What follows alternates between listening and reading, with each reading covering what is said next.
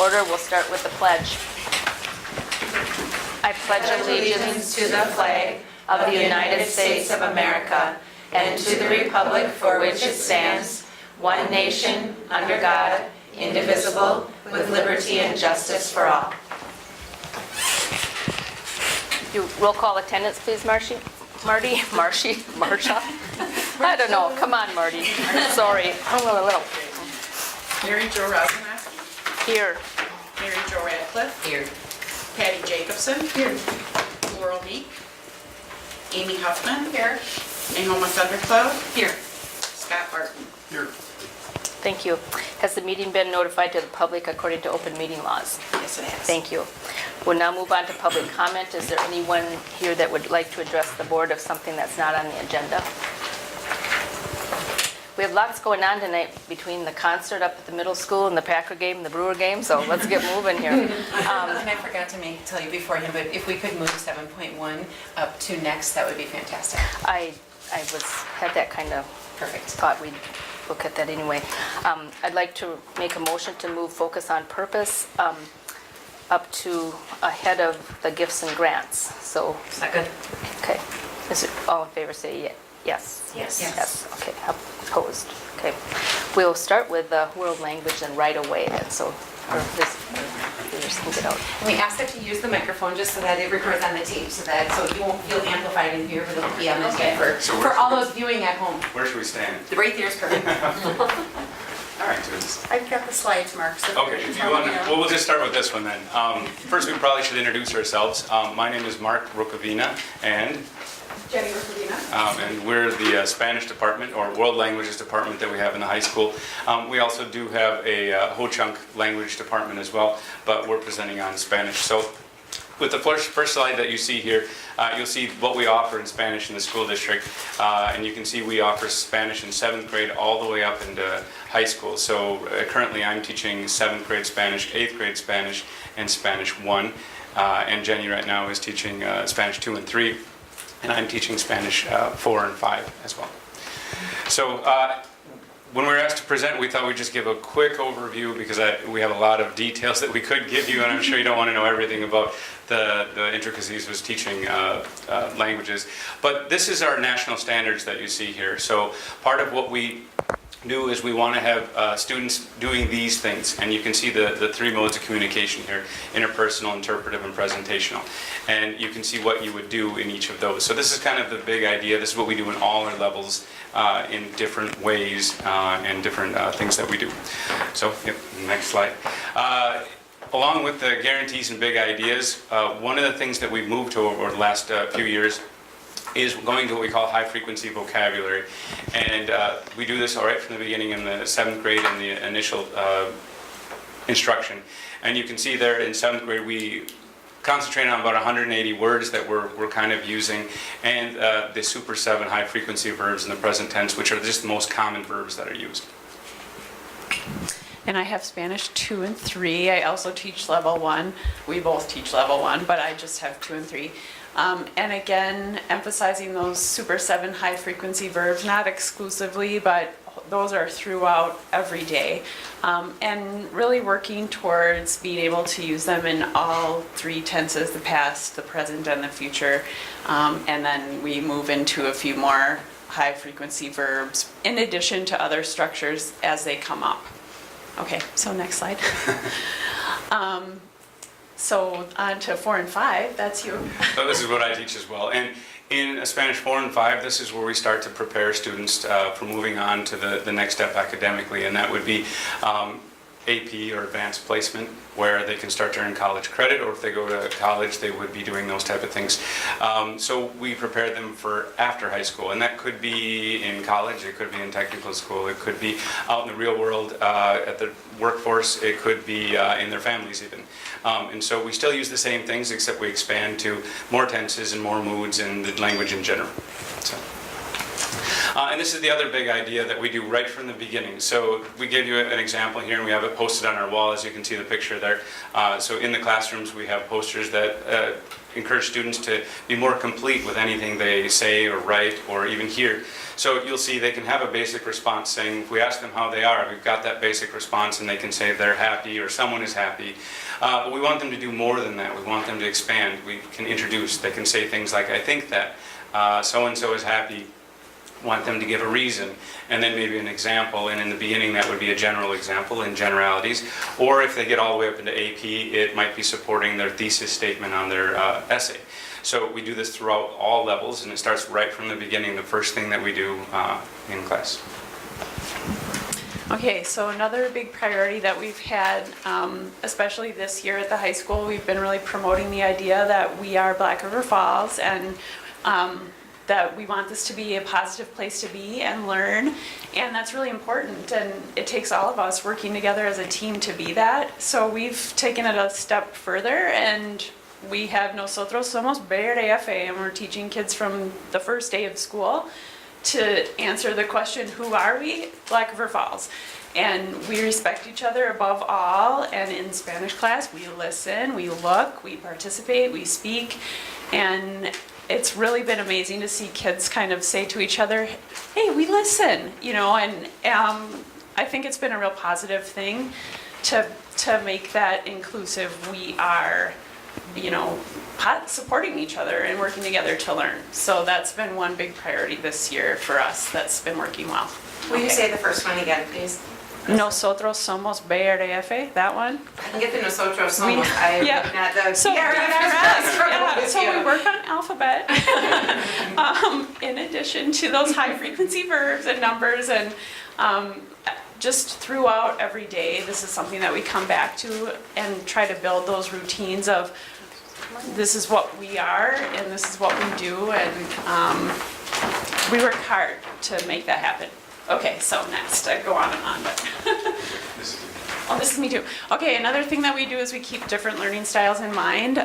We're real animated in class, and we teach students gestures, and it's usually sign language and action to go with an action word so that that's connecting with their brains. And we use a lot of images as we're teaching with storytelling to support the words that they're hearing so that they can really comprehend that much better. We have essential vocab posters around the room so that I can be pointing to the word. If somebody's looking at me like, what are you saying? I can point to the definition, and then all of a sudden that person is on board with what I was talking about. Sometimes we include props and manipulatives. Maybe we're going to act out the story, and now you're going to have this little toy car because you're driving somewhere. We use technology to, you know, give some novelty to what we're doing and approach things another way. And yeah, novelty is really important because we are getting a lot of repetitions of the same structures. So we're trying to do that in a lot of different ways to help students understand and be able to express themselves. Okay. So one of the things that we've been really incorporating in the last few years is storytelling and incorporating stories with comprehensible input. It's kind of the way that we are doing things now. In the past, a lot of traditional language classes would have a lot of output right away. So we start with input, meaning they interact with stories and they can interpret them. So this goes back to our national standards that I mentioned before. So we start with the input, making sure that they're interacting with the stories lots of different ways. And a few of the things based on the acquisition research are these bullet points here: interesting, personalized, compelling, and comprehensible. These are the big things that research says that students need to be able to acquire a language. So this is the first standard, which is listening and reading, the interpretive, and then the next slide is where they'll be speaking and writing about it, but not necessarily conversing. This is just presentational, so they're going to be talking about things and writing about the things, the stories and the different things. And that might be stories that we create in class together, that might be classroom novels, that might be a film short that they're watching or something like that. And the final thing that we do, which is what we're working on always on the next slide, is conversing. So almost right from the beginning we're having students converse, and we have a form and a manner for them to start doing that, so they're scaffolded all the way along. The next slide we have.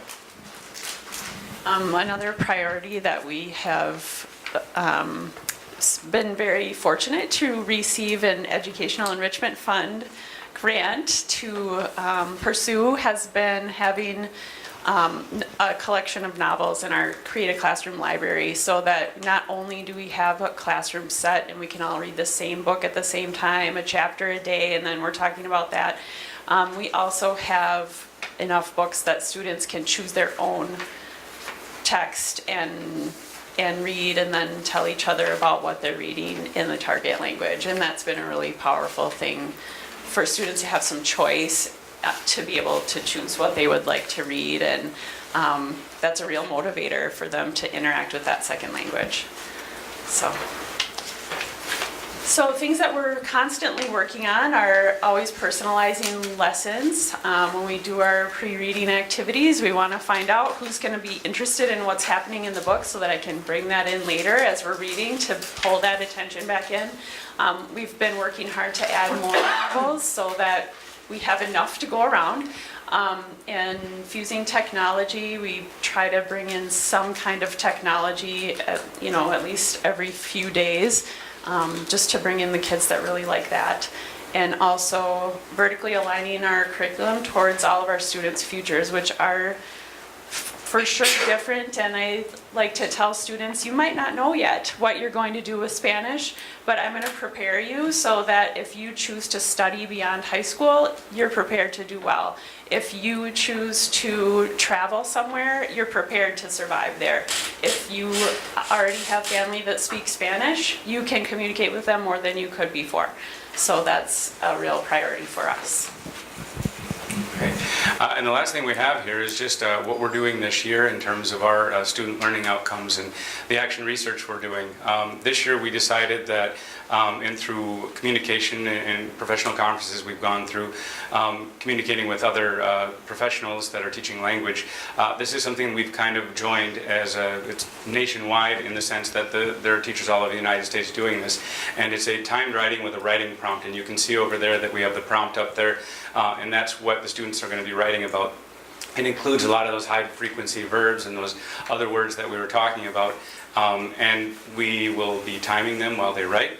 And they talk about what's going on or write this, and we just are doing this at this point right now, and we do this different times of the year. So they'll do it halfway through the year and at the end of the year, and they'll be able to have their own benchmarks to where they are in terms of what they can do in terms of storytelling, which is a big focus of what we're doing. So. There we go. Any questions? Number 4, kind of crack me up. If you don't know how to say it, don't. Well, Mine would be short story. well, that's one of the things with students. I mean, they're very used to being scaffolded to everything that they do. When they need help, they ask for it. And so it's one of those things we encourage, get help, get what you need, advocate for yourself, but here we want to assess them, so there's no help. So.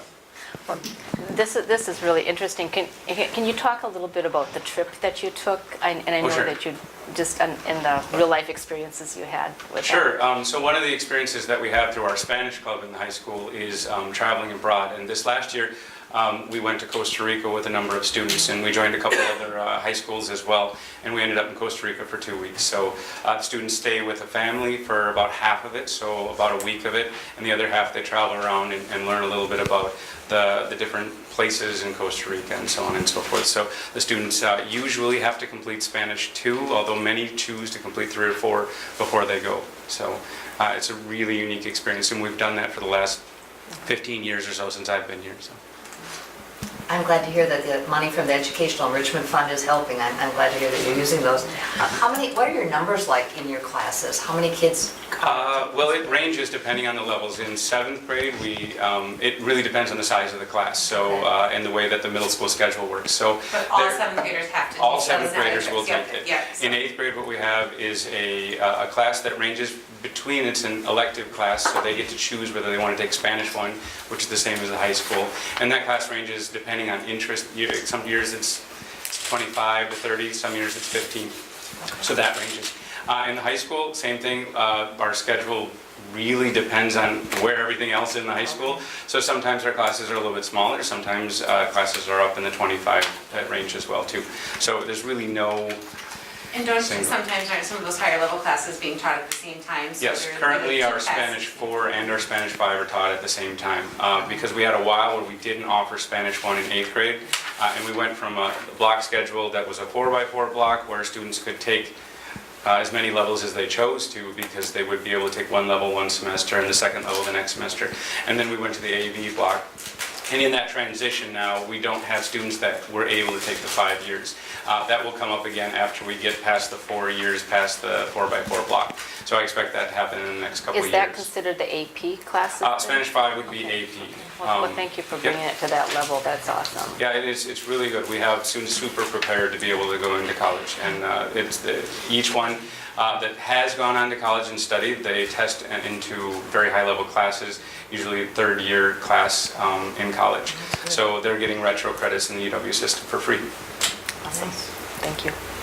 Any other questions? Any other questions or comments? Just a reminder for the board members, this is the first one of the department reports as opposed to the Student Success Committee hearing all of this information from Stephanie. It was agreed upon that we would have our focus on purpose over the course of 2 years. Each of the departments will come and share.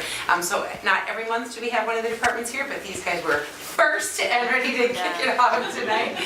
And so I think there's like 4 months out of each year that we have a department sharing as part of their Student Success report. So. Do we have any ESL kids that speak Spanish in our school district? Very, very small number, and Tim, you would have the exact number for you, but we don't, we have 2. And neither one of them are completely, they speak both languages, not super proficiently, but, yeah. Okay. I would just like to make a comment. So my daughter took all the way, and it did count for college credit, even outside of Wisconsin. And she's now working at a university hospital, and she's able to communicate with a number of children and families that, so it's put her in a very good place to be able to communicate, because a lot of people can't. So. What a great testimonial, right? Very good, very good. Any other questions? Thanks so much for your time and coming tonight. We'll enjoy that concert. Thanks, Move back up to the top for gifts and grants. We have one for approval. And I'm just going to back up one step further. I did include in your packet under the community engagement, we received a thank you card from the Butler Falls Fire Department for the use of the field house and our willingness to work with them for Alec Muth's ceremony. So I just wanted you to see that as well. So, and then yes, Bradley Markart has been at it with his gifts again, and he has $250 that is to be used for programming within his classroom. When you go by that Activia area, I can't believe there's going to be a lot more money for that because it is plumb full. So, but how nice that, I just think it's such a credit to him and the programming that he does in reaching out to so many alumni and community organizations that he receives so many different grants during the course of the year. So it's great work on his part. Okay, is there a motion to approve the dairy promotion grant? I'll make the motion. Thank you. Patty, second? Okay. All in favor say yes. Yes. Yes, opposed. Okay. Motion carried. And we will have a discussion on seed. This was originally going to be our board development topic, and there was a number of people that could not attend, so that was postponed, and we have not rescheduled another one. So we'll have a brief discussion about basically what we need to talk about at board development and some background on some of the, just some thoughts on it. So Patty, you were the one who kind of brought it up that you wanted a discussion. Do you want to start out? And then we have Mr. Lewis here to talk a little bit too about the basics. What Dr. Lewis has to say. Okay.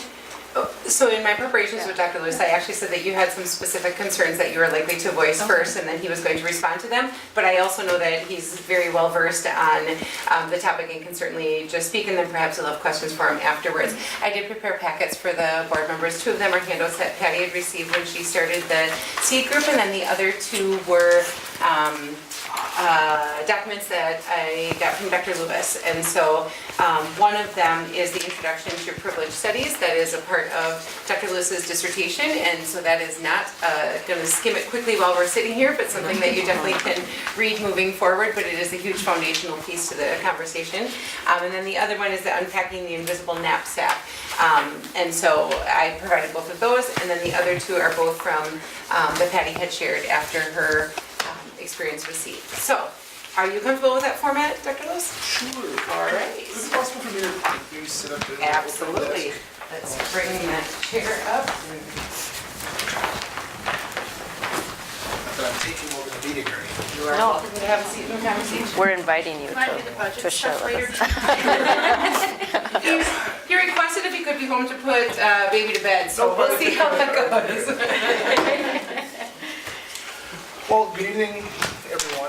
Thank you for making some time. I understand that there have been a few concerns related to seed, specifically in the area of privilege. And so I wanted to speak a little bit about that, and so that was the document that I prepared. I extracted. Privilege is one of the pillars of my literature review. And so I wanted to talk a little bit about that, so that's the document that I prepared. Citations are in there, so if you care to look it up, go for it, go right ahead. One thing I wanted to talk about is I think it's important to dislodge what we see on Facebook and what we hear about in journalism about what privilege is, and instead go to more of an academic standpoint on what privilege really is. And so like a fundamental definition, because I think a lot of things are easily distorted, perhaps, or incomplete. And so one of the things about privilege as an academic standpoint is that a privilege simply is a series of unearned advantages that we have. And so in particular, the one, as I mentioned, that seems to have some concern around it is the concept of white privilege. And I think that's probably the one that we're probably most familiar with. It seems to be a buzzword, phrase rather, buzz topic. But I want to broaden the topic or the conversation a little bit to just privilege in general. The interesting thing about privilege is, as I mentioned, the unearned benefits or advantages that we have, and that's through no fault or no activity of our own. It's just a process of who we were and who we were born into, just the luck of the draw. There's a variety of different topics, or different kinds rather, some of which are in there.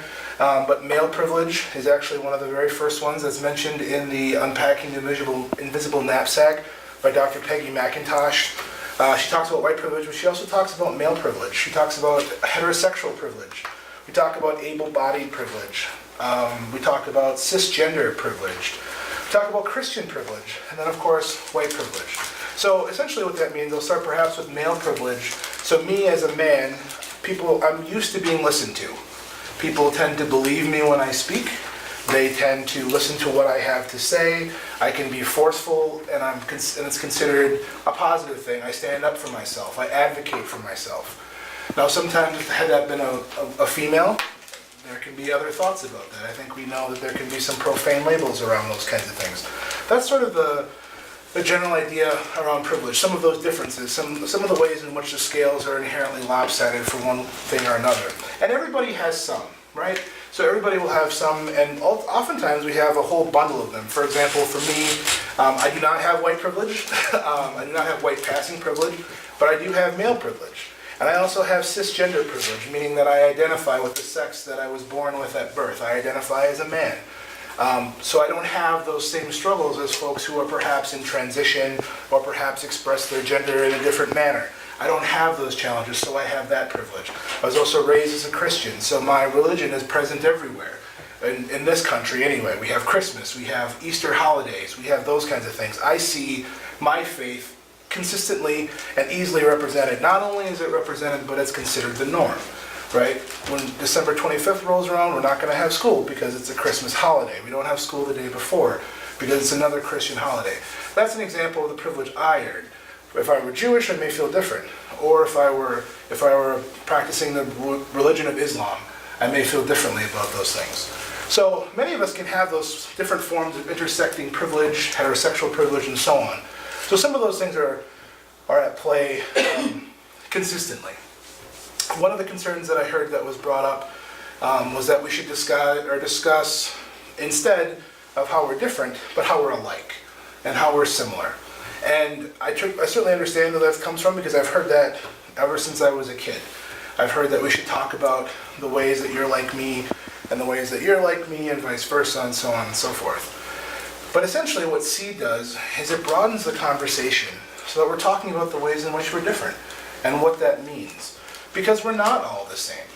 And I think to say so is a real disservice to people. Sure, we can want similar things. I'm sure we all want happiness. We want to have a home, to be loved, these sorts of things. But we are fundamentally different, and that's okay. Ms. Rozmanowski, can I ask you to assist me? I guess. Would you come and stand up next to me, please? So here's just an example of what I'm talking about. So if you'll just put your shoe right next to mine. Okay. Are we the same? No. Kinda. What are some of the differences? Height, Height, hair color, hair, amount of hair, length of hair, gender, gender, sex, age, right? What are some other things? classes. Glasses, no glasses, nor am I wearing corrective lenses. Another one? Clothing. What's the obvious one? So C word or the R word. Color. Race. Color or race, absolutely. So we have very different experiences as a result of some of these things that we talked about. And we're not the same. For example, can you get prostate cancer? No. Can I get cervical cancer? Be a medical miracle. But does that affect the way that we're treated? Even the way that we can be insured? I can't get some of those things. And it's a complete difference. Eyeglasses. Corrective lenses, non-corrective lenses. Height. Would you rather be your height or mine? Would the average person rather be her height or mine? Yours. Right. Yours. Would the average person rather be her sex or mine? Yours. Would the average person rather be her gender or mine? What they would want to be. It's an individual. What I'm saying is that some of these things are incentivized. So we are inherently different people, but the fundamental purpose is that that's okay. But so to describe, to say that we're the same is a lie. And the same kind of way that when someone says, I don't see color, or I don't care if you were black or brown or polka dotted, because I don't see color. Is your color important to you? My color is important to me. And so when we say that you don't see color, that everyone is treated the same, what you're saying is that something is wrong with my color. And so you're going to pretend that it's not there. You're going to pretend that it's like her skin, or like your skin, or like your skin, or like your skin. Because I don't see color means that you don't see an important part of who and what I am. Is it the most important part? No.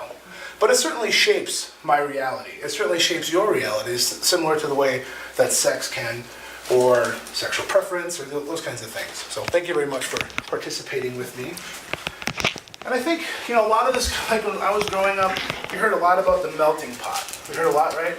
Remember that? We're all just bubbling up together, one great society. We're just on simmer.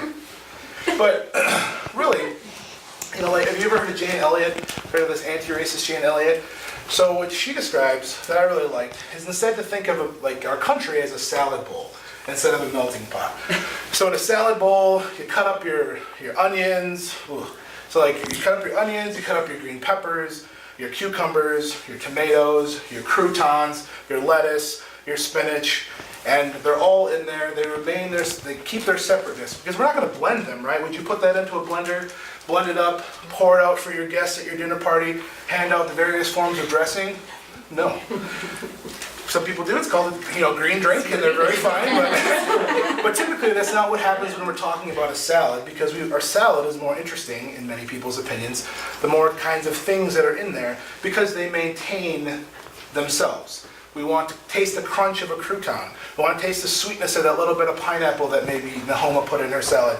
She eats really elaborate salads. I've seen them. So some of those things are an example, I think, a larger, more appropriate example of what it is SEED is trying to promote. It's not that male psychology is better than female psychology, or men are better than women, or vice versa. It's that we're different, and that's okay, and that should be celebrated. But one of the ways in which we do that we take off the lenses, in a sense, is that we describe some of the systems that are at play in larger society that prop up some groups and oppress or suppress other groups. So, for example, I mean, going back to, the salad thing, again, that's more interesting. And this group right now is more interesting because we're so different. And I really think the district has come a long way, to its credit. It's very different than when I went to school here. I did K-12 here. And when I grew up, things were unitized. I learned about both halves of my ethnicity. The black half I learned about in February during the shortest month, the African American History Month. I learned about Native American month sometimes when we were talking about, through the Thanksgiving thing. And then in 4th grade, we had learning about Wisconsin. And then we had Native American Awareness Week. And then it became Ho-Chunk Awareness Week. And even calling it awareness, we gotta be careful, gotta be aware they're out there. Crossing sign. But so throughout my entire education though in the district, and as I mentioned, things are very different now, but I learned about white history and white heroes. And so those were the reality, that was the crux of, and the depth of my education in this district. And it's not that it's just this district, it's pretty consistent across the United States. So for example, SEED encourages us to think about a different perspective. Who else is missing from the conversation? For example, in 1492, Columbus sailed the ocean blue, right? Everybody knows that one. The Pilgrims arrived on 3 ships, the Nina, the Pinta, Santa Maria. Santa Maria, absolutely. And so in our kind of nice history, we've learned that our Thanksgiving holiday comes to us from the Pilgrims when they dined with who? They dined with the natives, right? What tribe were they?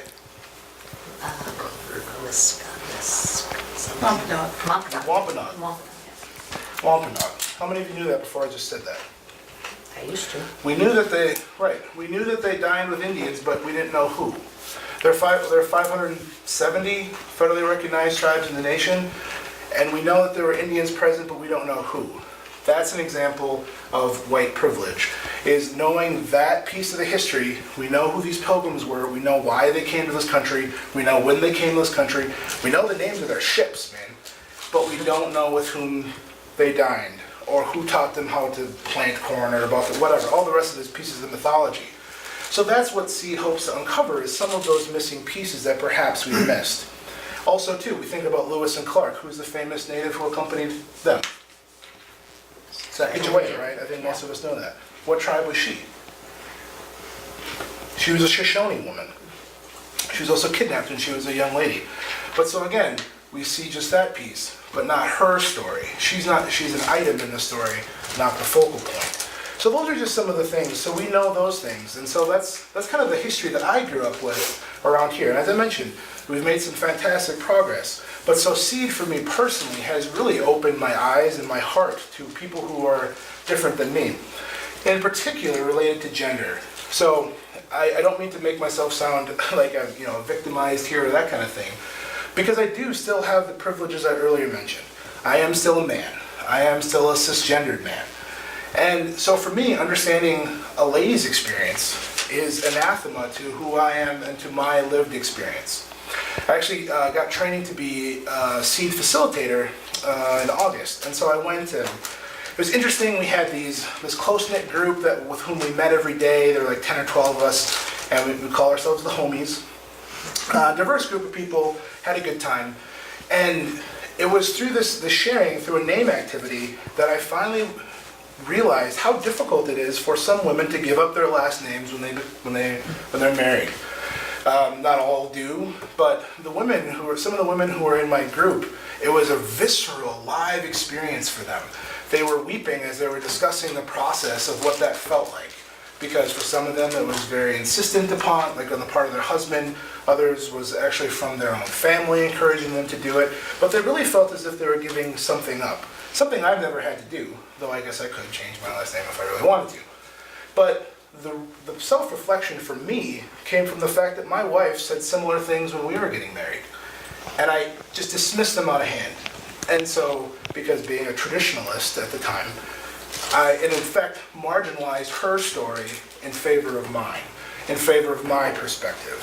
And so throughout some other activities we did there, learning to understand things from like the real experiences that so many women, particularly women of color, have in our society are very different than what I've experienced as a man of color. And it was absolutely eye-opening and really changed me in the sense that it helped me check my privilege and to realize that the standing that I have and the way that perhaps others don't. It was really painful, to be honest with you, but it helped me move forward. And I have to say that the primary purpose of SEED is to discuss these kinds of issues and to invite participants to better understand their relationship to these concepts. Because ultimately SEED is a journey of self. It's about your experience in relation to these different things. We encourage you to explore your feelings in relation to these different concepts, and also your upbringing. I mean, the upbringing, right? Our parents or our families are our very first teachers, of course. And so we share those in a lot of ways: crosstalk, journaling, artwork, pair sharing, serial testimony. And we try to, find a balance between the scholarship on the shelves and the scholarship of ourselves, because half of the curriculum walks in when our participants enter the room. And we also remind people that this is the beginning of a conversation and not an end. We ask our participants to also take care of themselves. Self-care is so important because it can become a very visceral thing. And to remember that this work takes work. And also, as our society starts to become, or continues to become more diverse, it's clear that we certainly have a lot in common with one another. But I think it's also important to remember that the differences that we do have, like some of the ones that, thank you by the way for helping me be my guinea pig, some of the differences that we illustrated should be celebrated and affirmed. Our students, I think, deserve the right to have their racial identities, sexual orientations, gender identities, cultural backgrounds, ethnicities, abilities, able-bodied status, body image, languages, learning styles, both respected, protected, and ultimately nurtured by the school as a system, and also with the people who are entrusted with our students' education. I personally recall what it's like to feel absent from the curriculum, and I remember the feeling of emptiness it instilled in me as a young person at the building right next, well, it used to be next door. But what I appreciate about SEED is that I got a chance to be exposed to different things, reflect on what it meant to me, but it also gave me a vocabulary through which I've been able to describe the events of my life. And probably most importantly, it's really opened my heart to those who are suffering from that same invisibility that I felt, who maybe haven't yet found their own voice. So, in the time that's left to me here before we have to change the subject or move on, or you guys get back to your business, I do, and in this broader work that I've engaged in now in terms of equity, I do intend to use my voice and my ability to listen, to discuss, and to respectfully disagree, to continue to study, to continue to read, continue to write, and to continue advocating for equity by ensuring that everybody has a place at the table. So, that's what I have to say. Thank you. Thank you, Dr. Lewis. Questions? So I was the one that asked that this be on the agenda because my experience in the SEEDS course was not at all what you're talking about. And I agree with everything you said. I like the idea of salad bowl, and we have to respect, and as a nurse practitioner, I have to do that every day because I see people who are very different from me and have no knowledge of health or a very big knowledge of health. So I feel like I can appreciate what you're saying. What I objected to was the politicization that occurred during this. And there's a couple of things. First of all, in order to, the SEED theory is based on Peggy McIntyre, right? And her work? McIntosh, yes. McIntosh, I'm sorry, yeah. And I can just read some of her things that she said. If you go online on YouTube and watch her TED Talks, you can do that and hear what she says. And she talks about us as, it is a theory, right? The theory of white privilege. Okay, and male privilege, those are the two bigs. And she started out in 1988. And her big overlying theory was we are all subject to systems over which we have no control, and as an individual you are subject to these systems, and no matter how hard you work you will not be able to achieve what you are told you can achieve, and meritocracy doesn't work. And so I kind of dispute that. I'm a single white woman, so my experience has been very different than you, but when we got done and went to our little groups of individual discussion, I just said, I have to say my experience has been nothing like this woman's. And every single woman in that group said the same thing. And so I guess that's, I can appreciate that we are all different and we have different histories. I'm Norwegian. I don't hear much talk about Norwegians anymore in school. but my heritage is very strong. My family's immigrants from Denmark and Norway. So when you teach this theory as a fact and then teach that throughout the universities, that you have systems that you live within that you have nothing to do, that you can't change, and that you are stuck there, I'm thinking that's probably kind of harmful, because it means I don't have a choice. I'm stuck being a woman, and unless I really get... And then she goes on to say in a number of her things that it isn't just enough to be not racist yourself or feel like you're a nice person because you don't appreciate, you don't keep people from cheating because they have a different race or a different gender. That's not enough. We have to be politically active and make sure that it happens within our systems. And see, I think that, and then the whole, we got this calendar, which is all about progressivism and promoting the political movement of progressivism. And that's said pretty clearly in these handouts that we got, that our goal should be to be the equal distribution of all resources, which means regardless of how you work, it shouldn't matter. And I know that that's, as a white person, it's easier for me to say that, oh, it does matter, and because I've had all this advantage being white. But I think if you teach that to everyone, that they're part of these systems that they have nothing to do about, I think, and I can see that in what's happened with our college students. We're all trapped, and so we're going to have the Me Too movement, we're going to have this movement, we're going to have that movement, all because we're trapped in these systems, and we have to change it so the systems are gone. The other part of that I think we don't look at is, how did it get that way? How did this happen? And what developed these systems? Was there any advantage besides men being terribly patriarchal and chauvinistic? Was there any other reason why these systems have occurred? Was there a protection of society at the time? I think that, there's none of that in this curriculum. It's all based on race and gender and these systems that are unspoken and invisible. And I guess that experience to me was disturbing, because I think it can create, if it's not properly presented, hopelessness, especially in young people. And while that may be true for some, it's not true for everyone. I didn't have a lot of these things in my knapsack that he had, and I don't think all white people have the same knapsack. So I think it gives broad generalizations and doesn't recognize. In fact, she says the individual doesn't really matter. That was one of her statements in her YouTube things. And in a country where our Constitution says the individual does matter, and it's not specific to race or gender. The Constitution and the Declaration of Independence is for individuals. I think it promotes group identity, and I think that has been kind of a destructive thing.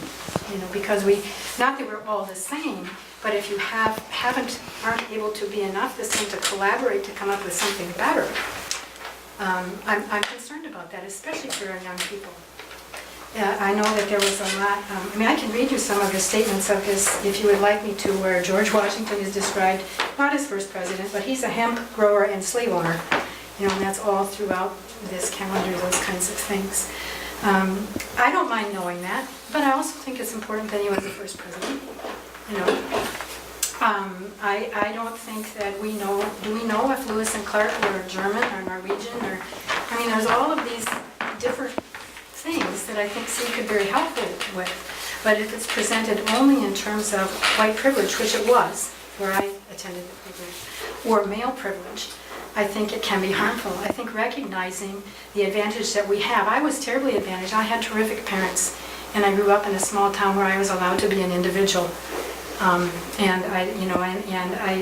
It's been an advantage to me ever since. So my job as an individual is to make sure that other people have and recognize the differences.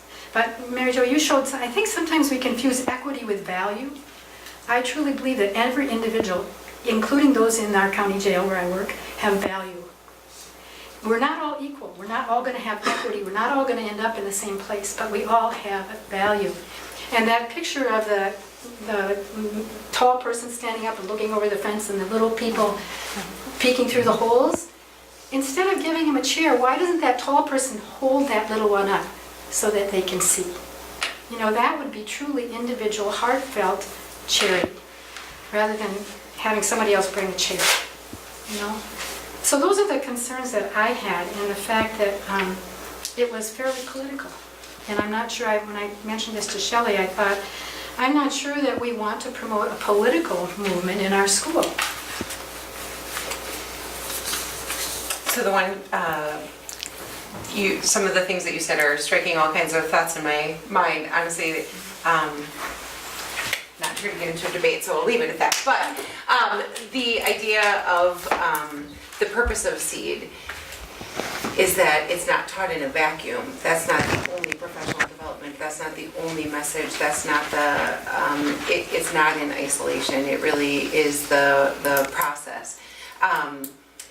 The idea behind SEED, not having gone through it, that I have heard from everybody is that you start from everybody at their own unique place and you move to a place that's uncomfortable for just about everybody. And through the course of the discussions that you have during your time together, you all land someplace different at the end. And that has been the overwhelming response that I have heard from staff who have participated in SEED, that it gets to an uncomfortable level and people that choose to pull out when they hit that discomfort because it doesn't feel good to have that struggle, haven't given it an opportunity to impact their thinking and their lens and their perspective and all of that. And so what the school district does, just so we're all clear, the way the school district supports SEED is that right now the bulk of the funding has come from the Ho-Chunk Nation. I think that SEED in our community is very different than SEED that you experience at the national level, because again, everybody there brings their own lens, and in our community, while we have as many different lenses as we do people, there are more common experiences of those that live in the same community than people from across the nation who have so many different things. What we have done is we have supported it through professional development, meaning if teachers choose to attend, we will allow that to count for their flexible in-service day, and we have also offered them the stipend that they get for summertime, and that is new as part of a grant this year that we would offer them that stipend. They used to get college credit for it. And so when I look at the work of SEED compared to the thousands of other professional development opportunities that our staff take advantage of, I really struggle with the thinking that it does more harm than it does good. I really struggle with that. I really believe that. I'm not saying it does harm, Shelley. I'm saying it's one perspective based on a theory. It's in our textbooks taught, and it's taught as a fact. White privilege just is. And, you know, I looked, I thought, well, what has been the results of some of it? And we've had major changes. We've had systemic changes, and a lot of people are upset about that. A lot of people are pleased with it. I'm not sure. We have a lot of disruption in our culture at this point in time as we're struggling with changes. But, you know, when I looked at, you know, is there really white privilege? Yes, there has been, but why is it? I think that that would be a really valuable thing to look at, and then maybe we can correct some of the reasons it's there. Or is it bad that it's there? Has it been all bad? Has it been all evil? I didn't drop out. I went to the whole thing. And Okay. so, you know, I don't feel like I missed something. And so the teaching of the why feels like more of through our K-12 curriculum as opposed to a professional development opportunity. Yeah, no, I guess I'm missing the point here. Or I am. Or I am. That's very possible as well. And this may be a better statement for you. So how is there any way to, I don't mind being uncomfortable because there's a lot of reasons you can be uncomfortable with a lot, you know. But I'd like to, the whole idea that, how can we promote change that encourages people to be the very way that you described? Okay. Without all of this, we've got to bring you down to bring you up. That's kind of what it feels like. And it has, I can tell you, I looked at some of the things. So what has been white male privilege? Do you know that 7 out of 10 suicides in the United States are committed by white men? You know, white men are now a minority in colleges, in graduate schools. White men are now a minority in most leadership positions. So was that the goal, or was that the outcome, or the result, or unintended? And so the idea of male white privilege, you know, 57% of the students in medical school are not female. You know, so what are we doing by teaching this has I think, effect. I think we're getting into more in depth than what we had anticipated for tonight, because we did put this on as a subject for our board development where we can dig into it for hours if we need to. And absolutely, I think we're coming from many different experiences. Not everyone sitting around the table has experienced seed.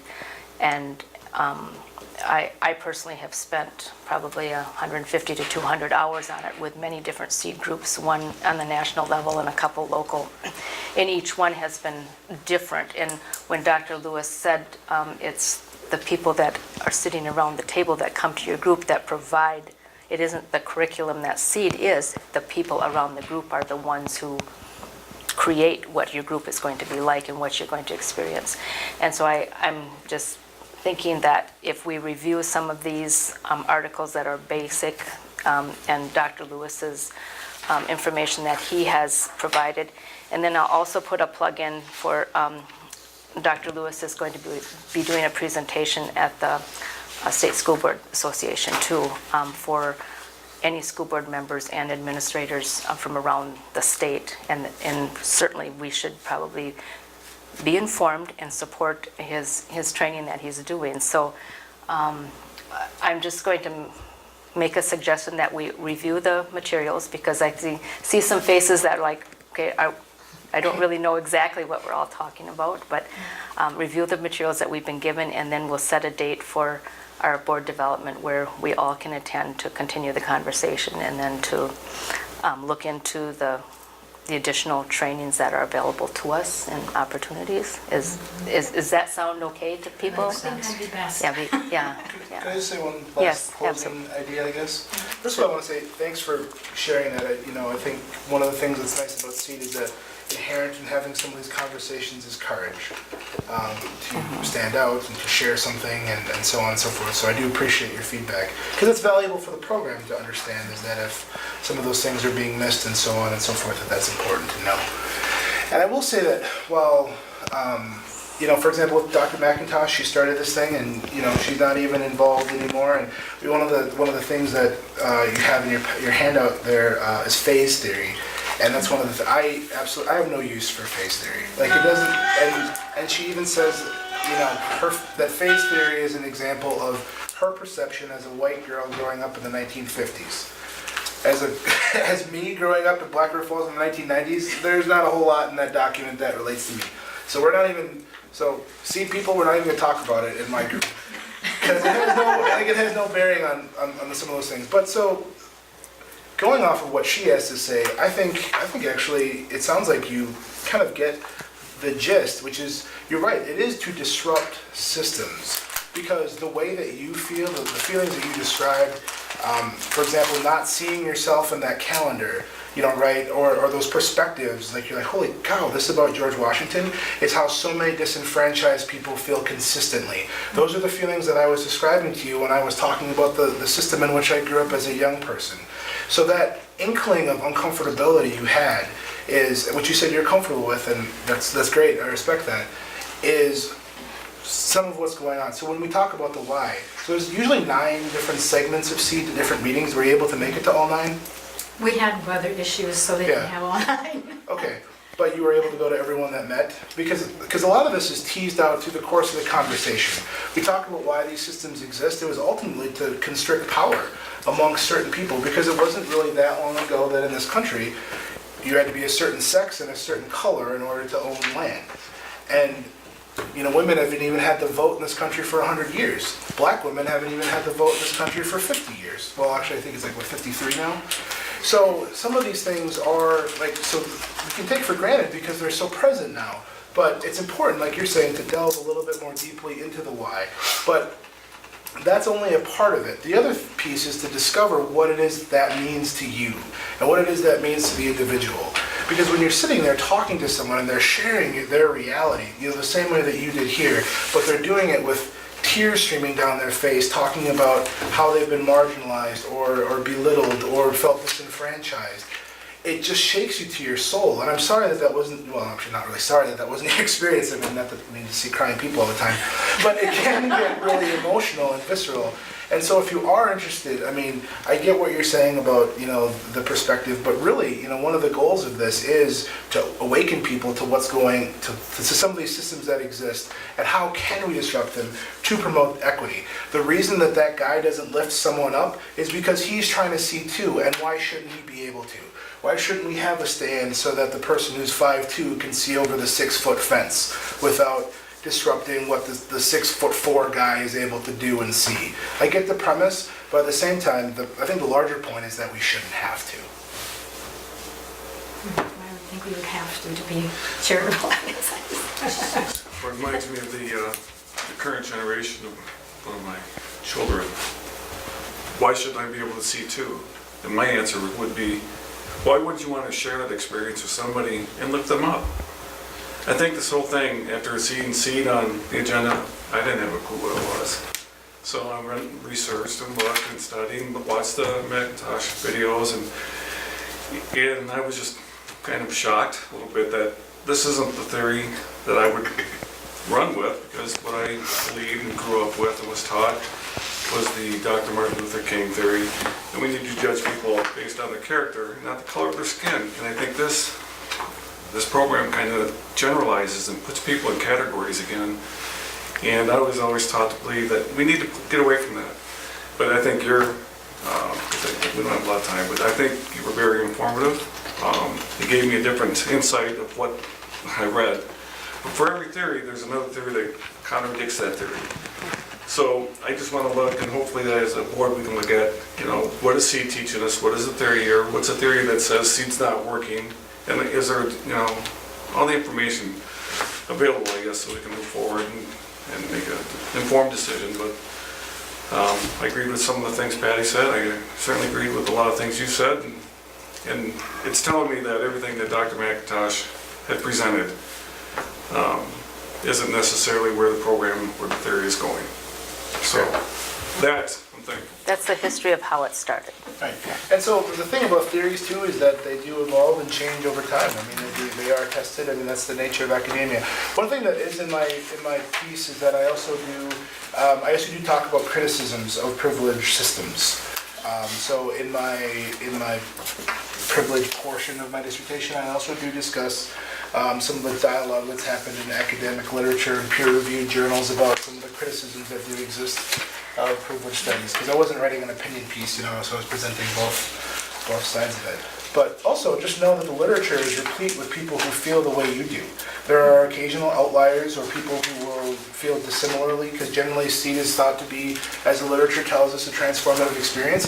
But there are some people who have found significant dissonance with it and who either discontinue or don't get what I described out of it. So you're not a weirdo. I don't feel like a weirdo. Thank you. So we got that established. That was one of the things that bothered Put that me. in If you the don't minutes. agree, you just don't get it. And I don't think that's true. If you don't agree, you just don't get it. You don't. It wasn't like the Spanish. If you don't know the Right. words, just stop. don't say it. Right. And I think there are many good potential things that can come out of this. I would like to see a calendar that had all of the good and the bad, or the privileged and privileged all together. Yeah. But I think Yes. that history is important, of, like the Absolutely. George Washington thing, because Yeah. of the first 6 presidents, only 2 of them that happened to be the father and the son who didn't own slaves. And so for me, as a person of African American descent, in order to read about George Washington and the greatness of Thomas Jefferson, I have to be willing to overlook that they own people like me, or people, my progenitors. I think the historical perspective is important. Right. Yep, for sure. So thank you everyone for your time. Thank you. Thank On you. these handouts, these 2 are from Marcus and these 2 are, Patty shared them from her seed experience. these 2? Yes. Okay. Yes. And I have no time for phase theory. I totally see. It's not my bag. Okay. Some of this is outdated because it started in 1988. Yeah. Okay, thank you, Dr. Lewis. Yep, have a good night, everyone. You too. Thank you. And we'll have a community engagement report from the committee. So the committee did not meet. We could not get a quorum. And so we decided that this was work that Jill and I had been working on. And we were going to move forward without that committee, to be honest. So as part of our strategic plan, we agreed that there needed to be a broader community needs assessment or feedback opportunity. We have done an exceptional job at our families, our students, and our staff, but we have not really provided outside of that, all those listening sessions that we did for the strategic plan. We've not done a lot of feedback opportunities for the greater community. The business partnership group is still going like gangbusters after last spring, and Stephanie and Jill just met with them again last week. So that subcommittee is still moving forward, but that was really the gist of what we wanted to talk to the community engagement committee about was what are the right questions to ask? What do we want to know from the roughly 60% of our community that don't interact with our district on a regular basis? And so Jill and I are in the process of collecting samples from other districts and what they have done, and then we're going to try to figure out a way that we can inexpensively provide that opportunity for people. I believe that we will likely do a combination of some listening sessions where we set up shop and invite people to come and have the conversation, but we'll also do online feedback surveys similar to what we do to with the other groups that we seek feedback from on a regular basis. So, creating that survey and distributing it and then dissecting that information will be the primary focus of that group this year. Jill and I were wondering if that is a committee that we want to continue to function separately, or if that is work that the whole board, it is supposed to have 2 board members. I don't have my committee sheet, but 2 board members and community people and 2 staff, right? And we are herding cats, so we try to get together. I think you were the lone survivor last time, and we called Amy that day. Yeah, we're not meeting. It's just gonna be you and Jill and I, and so it's not really. And there's a lot of the work that we're doing anyways. I feel like sometimes I feel like we're just checking in or letting people know what we're doing.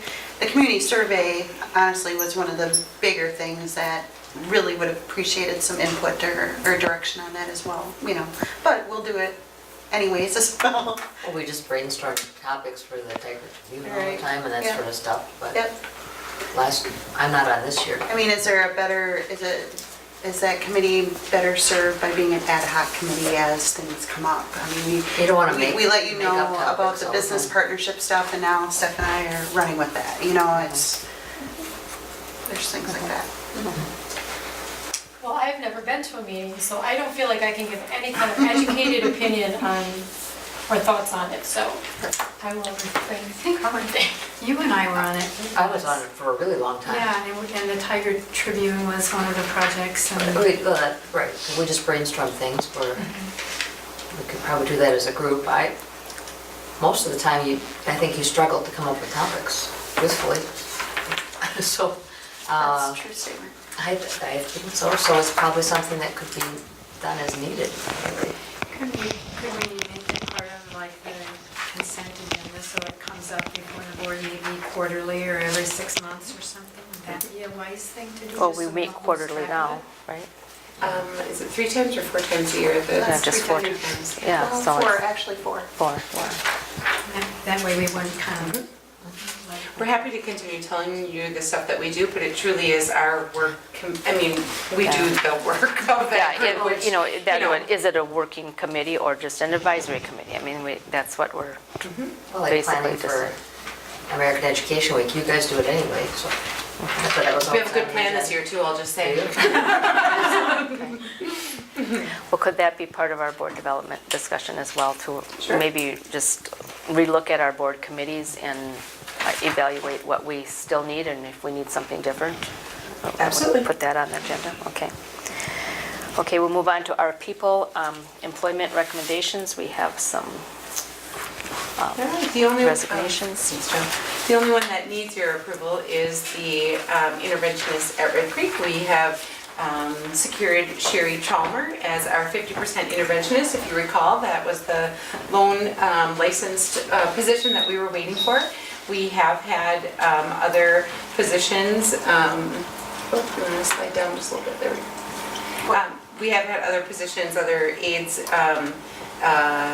that we, our special education aides that we have had to replace during the first year for various reasons, but yeah, that is the one that needs your approval, is the licensed professional staff. Is there a motion to approve? So moved.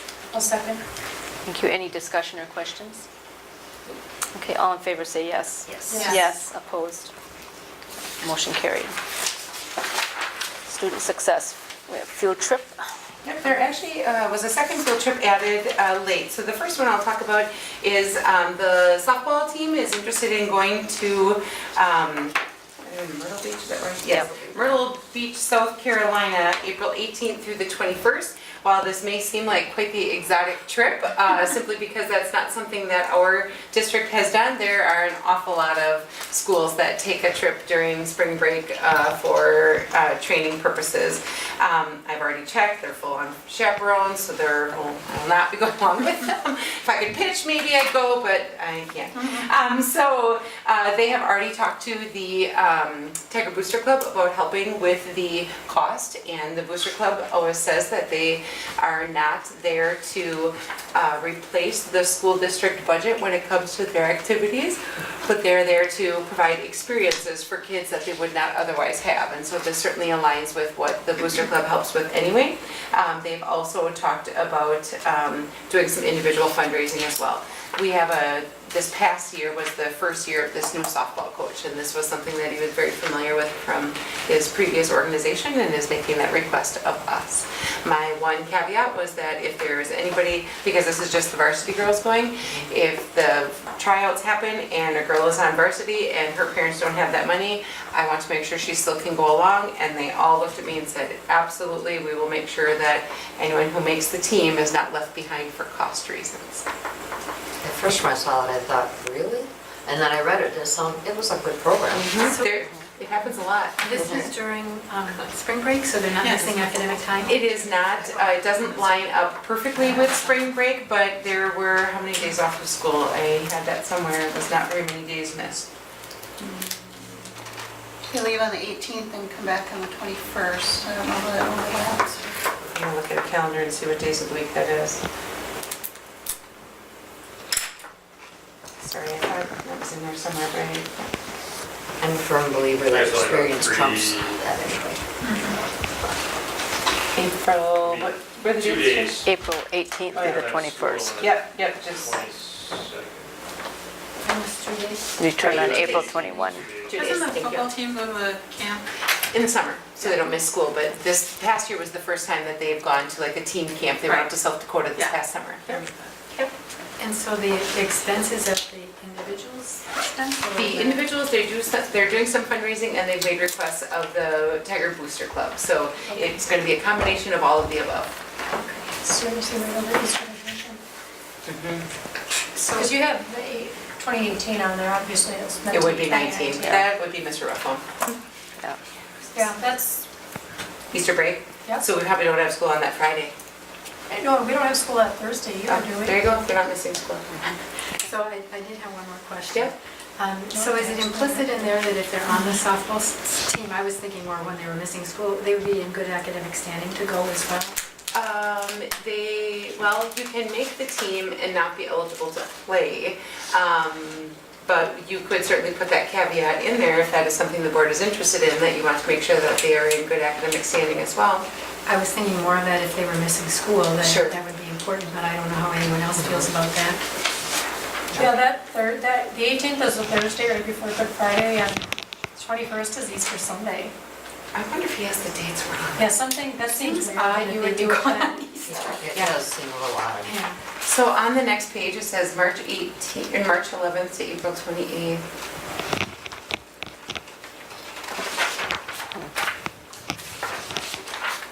So I guess that really feels wrong that it would be on Easter Sunday they would be coming back. I could be wrong, but that feels... But if that is when it takes place, I just looked at the calendar for spring break, and I think it's Thursday through Monday anyway, and Tuesday's a snow day. So what I would suggest is that if you are opposed to allowing them to go if they have to miss school, then let's have that discussion. If not, either way, I will confirm with Mr. Ruffleman if it really is over Easter or if it is not. I would just imagine travel is even more expensive on Easter to come back, so I'd be really surprised if that's when it was. Mr. Chambers, Are could you looking? I'm looking. He looking like he's Yeah, I can trying to get an check answer. text Mr. Ruffleman, find out the real dates? I have no issue with them missing school as a team thing. And I wouldn't limit them based on grades. I see this as a practice and they're not limited from practices if they're not eligible to play in. Only when it gets real bad. Exactly. That makes sense. Go do homework instead of practice. I guess putting the same limitations as a regular season. And so is that your motion? I'll second that. Any more discussion?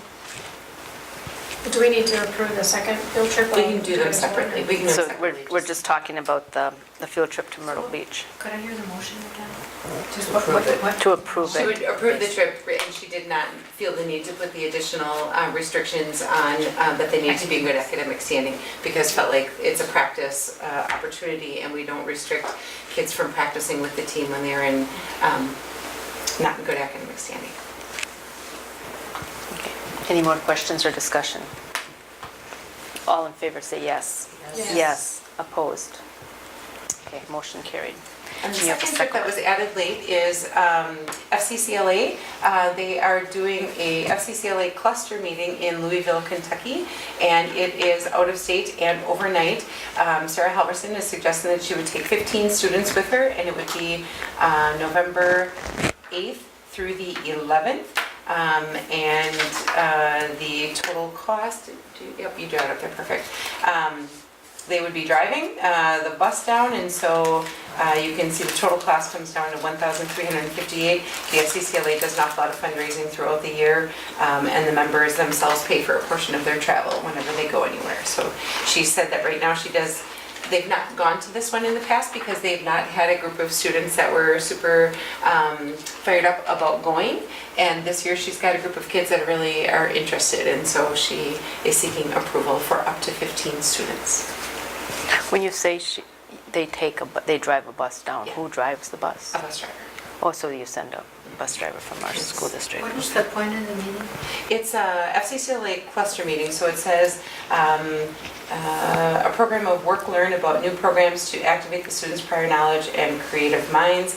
Activities on the trip: acquiring and using information, creating quality products and performances, revising products and performances, developing and pursuing positive goals. Typically FCCLA, when they do those cluster meetings, they bring in some pretty big name speakers that do kind of like professional development, but for student leaders. They really bring in some nice caliber of speakers to those events. So it's really 2 days that they're at those Yes. events. Yep. Is there a motion to approve? So moved. Okay. Any more discussion or questions? All in favor say yes. Yes. Yes.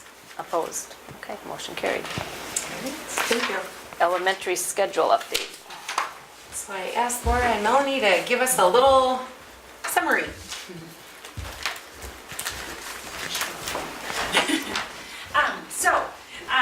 I know that we had shared that we're going to do a bigger rollout in the spring after we've lived the schedule and talking more in depth later. But just very quickly, it was a pretty massive change for us. We've pretty much had the same types of schedules for years, and to solidify, I guess to share, that was one of the biggest changes for us, is that now we have third graders all in math class at the same time. Second grade is doing similar content at the same time. And that allowed for, the other piece with that is those kids are all going to their encore specials at the same time, so that frees up the teachers for collaboration. And so we're just hardly started with it. As we knew, classroom teachers were going to grab a hold of the positives faster because they haven't had that collaboration time in that bulk at the elementary level. 45 minutes is pretty awesome. and for our K2, like our second grade teachers meet at recess because they are in this 2 pods, and kindergarten and first grade are in 2 pods to make that happen.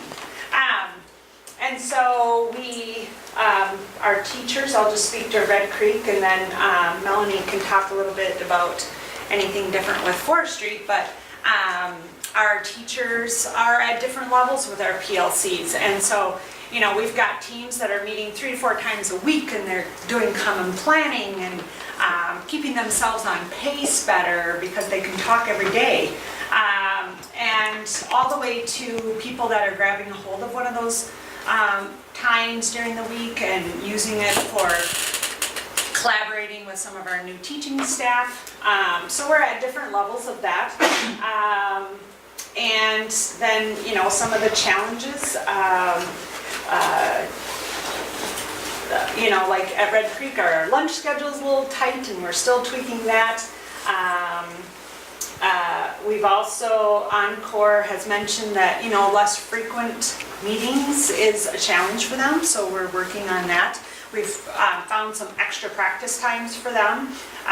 Red Creek rolled out a brand new homecoming song, and so they needed a little extra time for that. It was super awesome if you saw the video.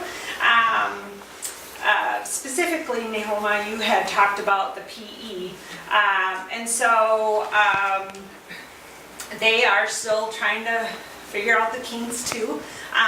They were all over going outside and using the outdoor spaces, and Mother Nature really isn't helping them. So, in fact, one of our bio teachers listed all the days of rain, or the next day it was so soggy that, you know, so, but they're hoping to use those fields and just the green space, you know, the blacktop areas as much as possible. But they said it is a challenge though when it does rain and they've got a plan. So, but they do like that longer chunk of time, which was a concern initially when they're used to 30 minutes. So, but so they are finding that they like that length. So, And I think other pieces. Yeah, I just, one other thought is that my teaching staff has really jumped on board in their collaborations with each other.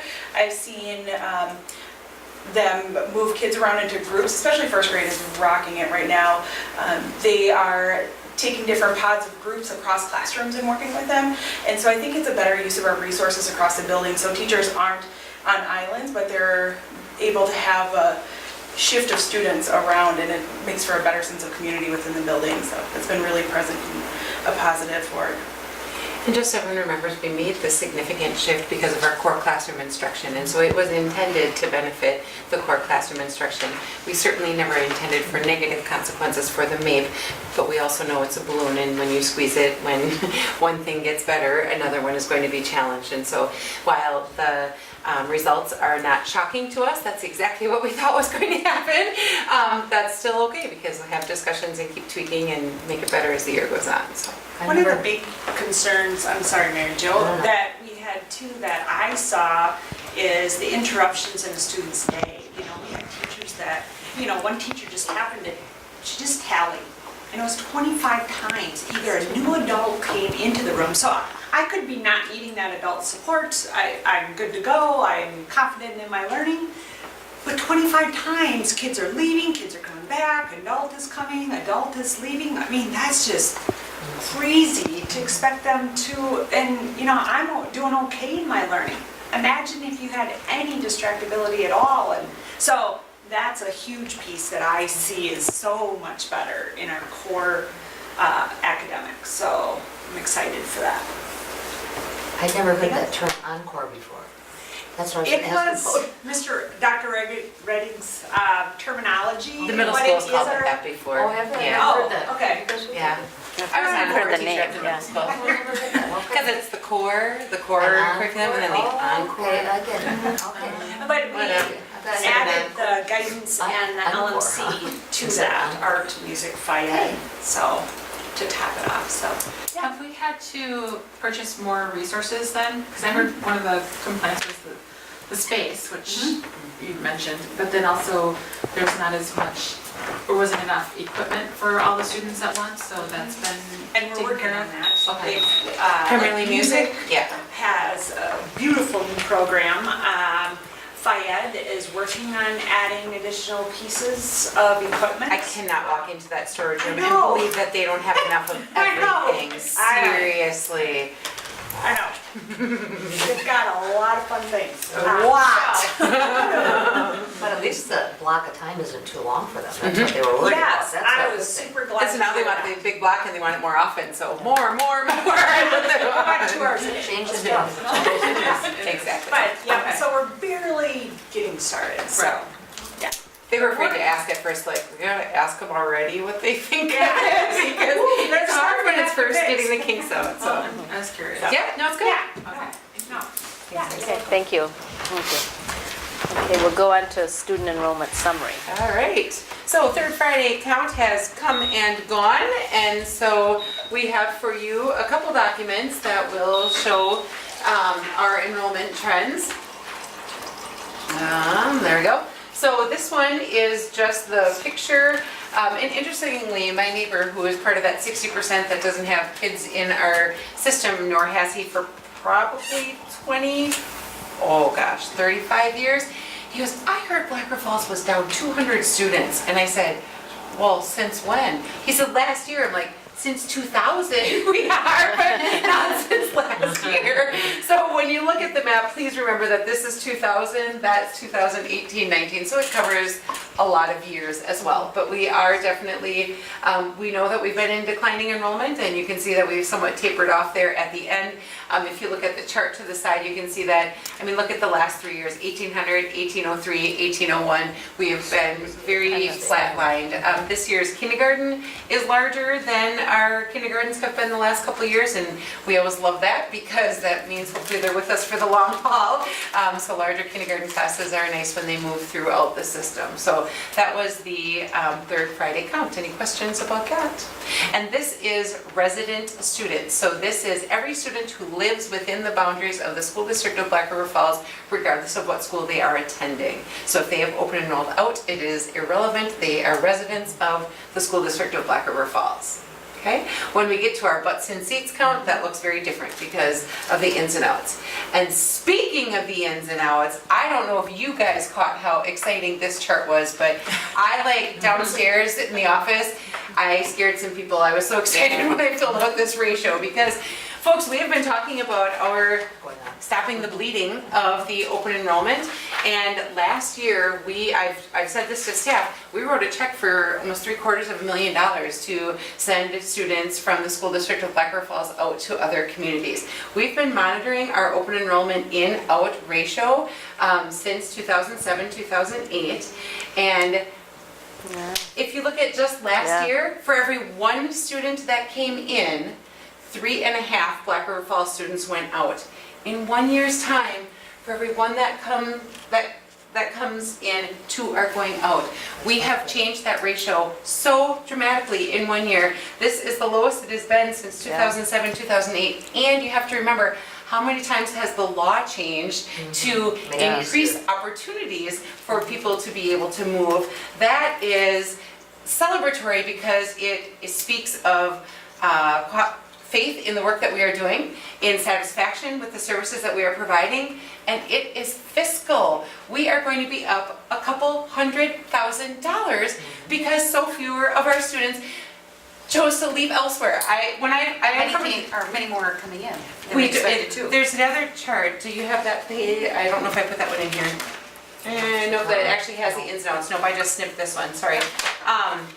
We have far fewer going out. So we have some that had been going out that are stopping leaving, but we also had more coming in as well. So both numbers, this one went down and this one went up. And so that is a fantastic thing. And this, we just covered this last week, was when the third Friday count was done. And I said, Jill, we got to celebrate this big with the staff because, I mean, for years we were being beat up by these numbers. And last year we had to make a budget adjustment because for the longest time that's not been a line item. You recall perhaps last spring, we had to dump, I think we put like another $300,000 into that line item because we kept running short at the end of each year. And granted, this shifts throughout the year. I mean, since the third Friday count, I've already signed, an open enroll out or an open enroll in. It shifts throughout the year, but this is that snapshot picture each year after the third Friday enrollment count. So that is pretty exciting stuff. So the administrators that were paying attention back there just heard that we have a couple $100,000 that we did not know we had. And so. Did you have to repeat it? I know. So those not here are gonna be like, you're out, your building isn't, no, I'm just kidding. So we have talked about, it is kind of one-time money because, this is what happened this year. At this point in the year, it's impossible to buy a staff member for the year. If you recall, a couple of years ago, we started the long-term equipment replacement cycle, and so some of those big items from across, I'm going to say mostly Encore and CTE areas, but some of those big ticket items that we just have not been able to do. You remember, not this past year, the year before, we did a large furniture replacement. Not every building was able to be a part of that. So we're going to talk at the next admin team meeting is what is the best way to use those one-time funds this year. But what an exciting challenge to have as opposed to. So first of all, I'm buying treats for all the lounges as a celebration. So that'll be a tiny little fraction of those dollars. But really, again, that's been a number we've been chasing for years. And could any one of us put our finger on why this year? Nope. And can I promise next year we'll be in that same boat? Nope. But while it's here, I think it's definitely worth celebrating. Yes. Yeah, that was. I was so excited. I, of course, had to go to everyone's office downstairs. And I heard you yelling about something, Shelley, but I didn't understand the words. So everyone got the sunshine because that's exciting stuff. Yes, it exciting is. stuff. So anyway, there's my enthusiasm for the night. Okay. Good job. Any questions on student enrollment? Okay, and we had an extensive summer school report in our packet. Yeah, and I so was what I impressed with shared- how much goes on. It is, and the diversity of things that happen, really. So I just shared with you, these are all of the ways that we've earned minutes through our summer school. What happens with the state is all FTEs are created, full-time enrollment students are created by the number of minutes of instruction. And so they take all of the minutes of instruction that are given through all students during summer school, and then they divide that to get a number of full-time enrollment students that would be added to our enrollment for revenue purposes. However, summer school students are only funded at 40%. So whatever we would get for a full-time student during the school year, we get 40% of that student for the summer. However, with all of this enrollment, we received an additional 21 students onto our FTE count for this school year. 24, actually. 24. Yeah. Excellent. If you divide it by 48,600. Okay. So that goes on a 3-year rolling average, and we get 40% of that. As an aside, one of the components of Dr. Evers' budget request for the coming year is that summer school students will be funded at 100%, so that those services that you're providing become far more financially stable for a community to be able to provide because you're being funded at full time. So that I just wanted to share with you some of the different activities that happen. Any questions about that? Thank you. And we had our monthly expenditures in our packet. Anything that you want pulled out for discussion on that? Okay, is there a motion to approve? So moved. Thank you. Second. Thank you. All in favor say yes. Yes. Opposed? Motion carried. Certification of the annual tax levy, and Jill's been busy this afternoon. Yes, Getting the unfortunately, the numbers. state wasn't real kind. Today's the deadline for receiving, their deadline for getting us the equalization aid amount. So that was prompt this morning, but there were a couple other numbers that weren't as prompt, and we were still crunching numbers this afternoon, so. And by we mean you. Yeah. Let's be honest. Okay. So I have a little low-tech presentation. I don't have a PowerPoint, but I just have some documents that I handed out. I'm going to pretty much go right in order. I thought it was important for you to at least have a little bit better understanding of the revenue limit, because I think that's always a question in your minds when we're talking about what the revenue limit went down, but our expenses went up, or our levy went up or down, whatever it might be. So the first page, if you look at the very top row, it talks about base year average FTEs. So the way the revenue limit works, it takes the 3 prior years and compares them to the current 3 average years, or current 3 years, and takes an average of each of those. So the base year average is based on 2015, 16, and 17 third Friday counts. And the current year average FTEs are based on the 2016, 17, and 2018. So that's always that number I'm waiting for to do this. Part of this calculation is this year's third Friday count. And as Dr. Severson said, we get to count 40% of summer school students in there as well. So if you look way to the right side, it says 2019, because that's the end of our fiscal year. 1762 was the base year average FTE, and the current year average is 1750. So with that, it looks, we are a declining enrollment district based on that. If you go down the page on the right side, the base revenue per member is 9314, but you might recall that this is a year that we get to up that low spending district up to $9,400. Next year it'd be $9,500 and so on.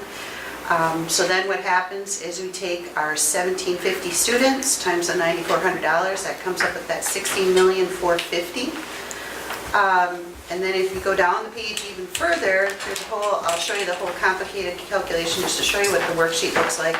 This is the simplified summary version.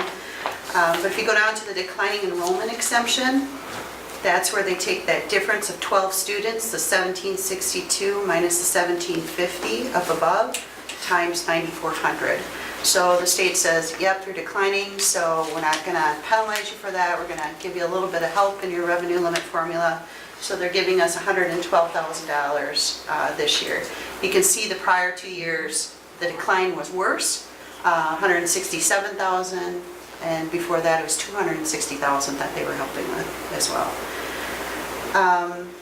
If you keep going down, there was, we now get an increase in our revenue limit for a deduction that we receive for private school vouchers. So $8,400 is added to our revenue limit for that.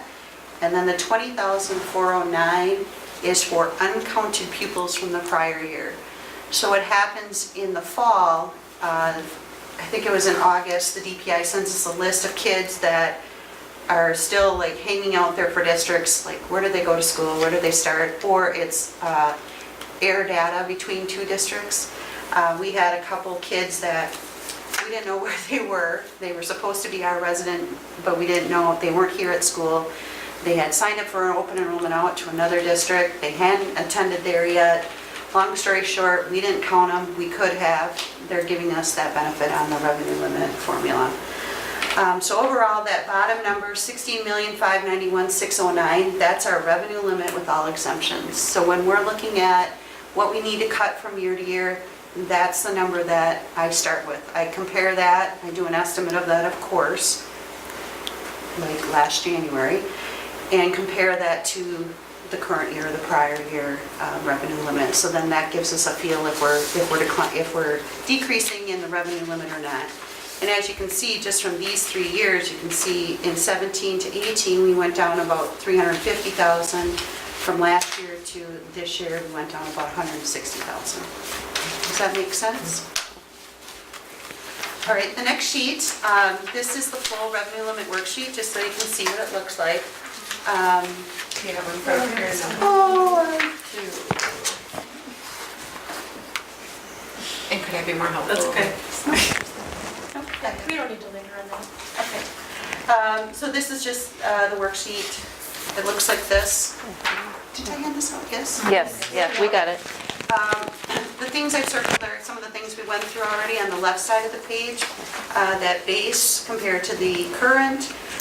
In the 2018, the big red circle on the left there, the 24 FTEs that we get for summer school that we were just talking about, we only get 10 of them because that's the 40% of it. And then September FTE is 1,745, so we went up by a few students over last year. On the right side, that's where a lot of those things that we talked about as well. The thing I wanted to point out on the right side, you can see the $16,591,000 that I circled on your piece of paper, and I'm trying to highlight that up here. That's the total revenue limit. And then to the left in the yellow, The 10,296,552, that was a number I was waiting for this morning. That's our equalization aid for this year. The next number is the state aid for exempt computers. I was waiting for that still this afternoon.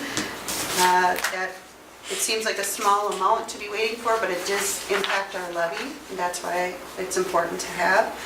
The new amount in that line 12D, $272,684, that is for exempt personal property. I actually had to call the Department of Revenue today to find out what that even was, because we've never gotten that before. And it was very impactful in that it reduced our Fund 10 levy as well.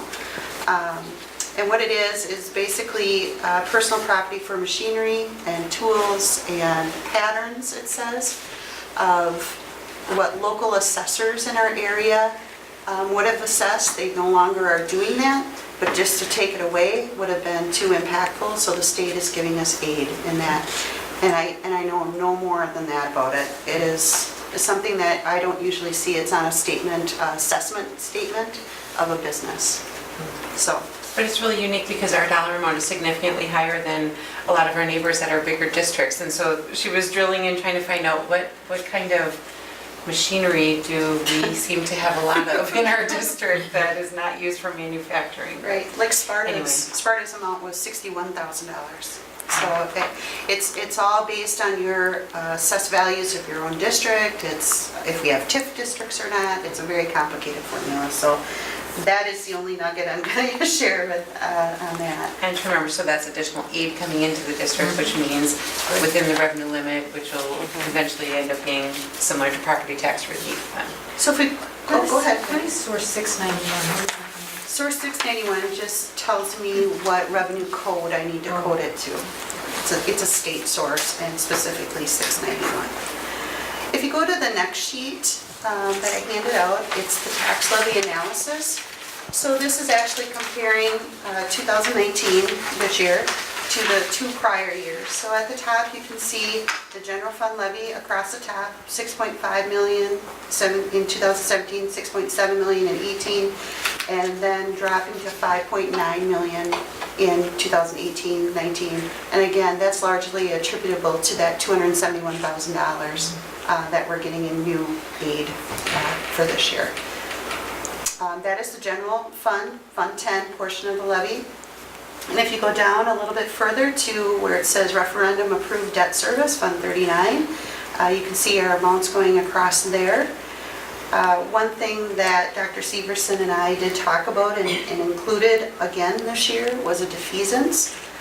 Knowing that our Fund 10 levy was dropping so drastically, and yet even with a large defeasance included in there, if you go down to the total tax levy, it's still 5.73% less than last year.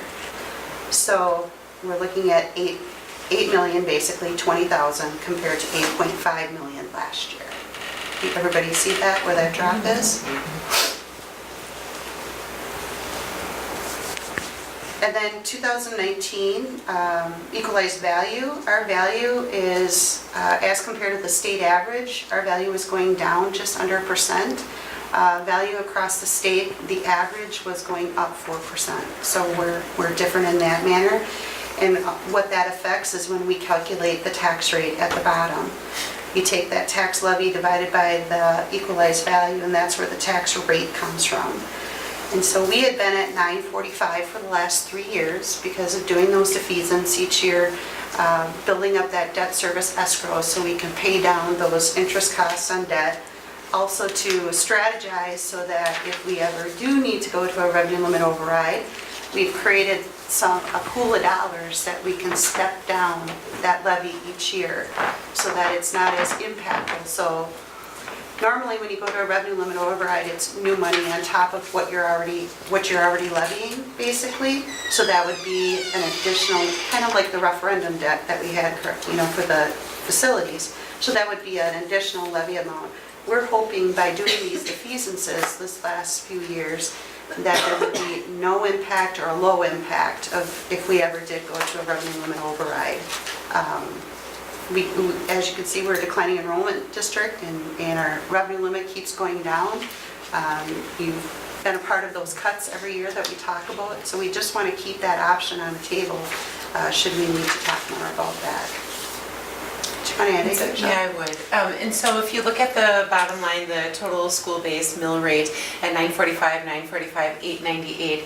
So the last couple of years, as Jill said, we've chosen to make our mill rate stay absolutely steady. We've had conversations that people don't always remember when their taxes go down, but they certainly remember when they go up. And that sometimes if it fluctuates, if we just let things naturally happen the way they do, the tax rate is going to really undulate each year, and that doesn't instill a lot of faith in the fiscal management. And so we have chosen, the board has chosen the last couple of years to do the defeasance, which kept it at 945. So that was our initial conversation. Jill and I were talking about let's go in with that plan initially and see where that lands us. To be honest, because of all the rest of the factors, if we left it at 945, we would be creating a massive defeasance. We would have over $1.2 million that we'd be using for defeasance this year.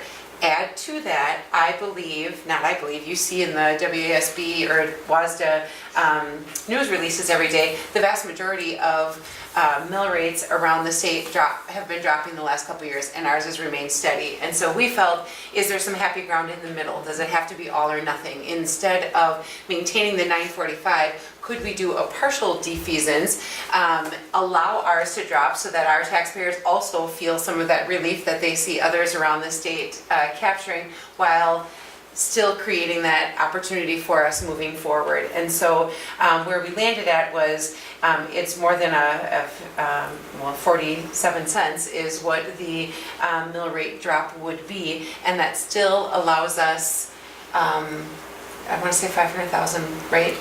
Yeah, the net effect. Yeah. So Over what we had originally said this year, it's a net effect of, and I have that on another sheet, of over $500,000. So we would still be putting away $500,000 in defeasance to be able to get at that referendum debt sooner, pay less in interest for our community in the long haul, while still allowing our mill rate to go down so people can realize, reap some of the benefits of that going down. So we felt like an 898. The last couple of years, we've used about $400,000 is what that defeasance has been, and so we went just slightly on the higher end of that because we had that opportunity this year, but still felt like that was a fairly significant drop for 1 year for our mill rate, and so that is where we landed. I don't want to muddy any waters, but I do want to just talk a little bit about that potential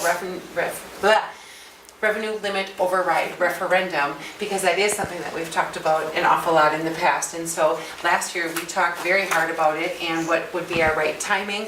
After my fall conference a couple of weeks ago, I got to hear Dr. Evers and his budget recommendations for the state, and I feel like this year's gubernatorial race is going to be extremely pivotal for school finance, and I feel like I don't want to make any steps forward on the conversation of a revenue limit override until there's more known about the governor's race, because some of the ideas that have been Dr. Evers' budget would leave us in a fantastic position that we wouldn't have to talk revenue limit override for a while if he were successful with his budget.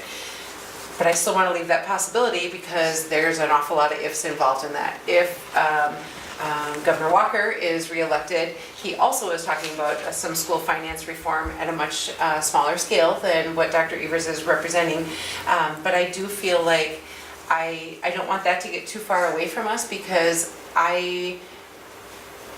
we can't, as an admin team, continue with the level of cuts that we've made the last couple of years. And so we might need to have a hurry-up conversation once that state budget starts taking shape a little bit, and whether we would be shooting for spring or next fall. I really do feel like it's time to start having that conversation. And so again, by doing a partial defeasance this year, we're reaping the best of both worlds, in my opinion, because we're still getting at that lower interest rates, or lower interest paid over the long haul of our referendum loan, while still allowing the mill rate to drop and still protecting ourselves in the long haul. So what our next task is going to be is, how much of a gap have we created through these 3-4 years of defeasance, that what could that dollar amount be and still be zero impact to our community in a revenue limit override? And so as we move forward, those are the calculations that we'll be looking for, is what, if keeping it at a zero impact is one of our highest priorities, then what does that mean for what the rest of it has to look like? So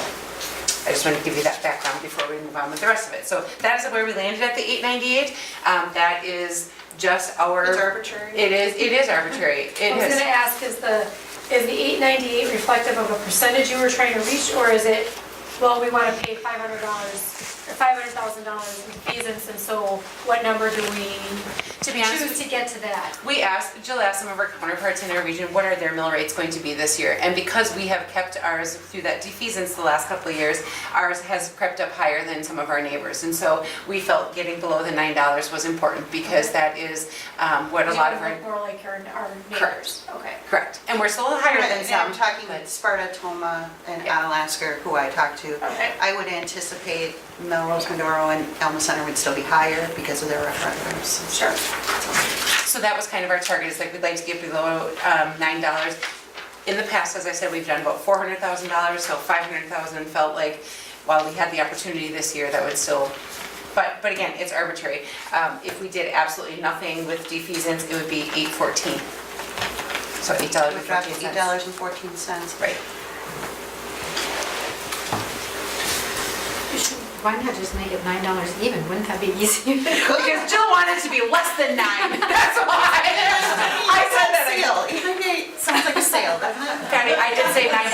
She goes, how about $8.99? Okay, Jill. So I'm sorry to be a little bit Nope, obtuse here, but I can't remember what that defeasance thing means. Okay, so defeasance, did you want to explain? No. So what we do with the defeasance is, because we have the spending authority granted to us through that prior referendum, the community approved $22.5 million to pay that off. We have up to 20 years, but we don't have to take 20 years to do it. And so if we can pay off a larger chunk than what we absolutely have to this year without negatively impacting the mill rate, we're gonna cut off interest payments for later years. So basically, it's like if you pay extra, $50 extra on your home payment every month, at the end you get, yay, it's done early and I paid less in interest. That's what we're kind of doing for the community. You're just paying off the loan quicker. Correct.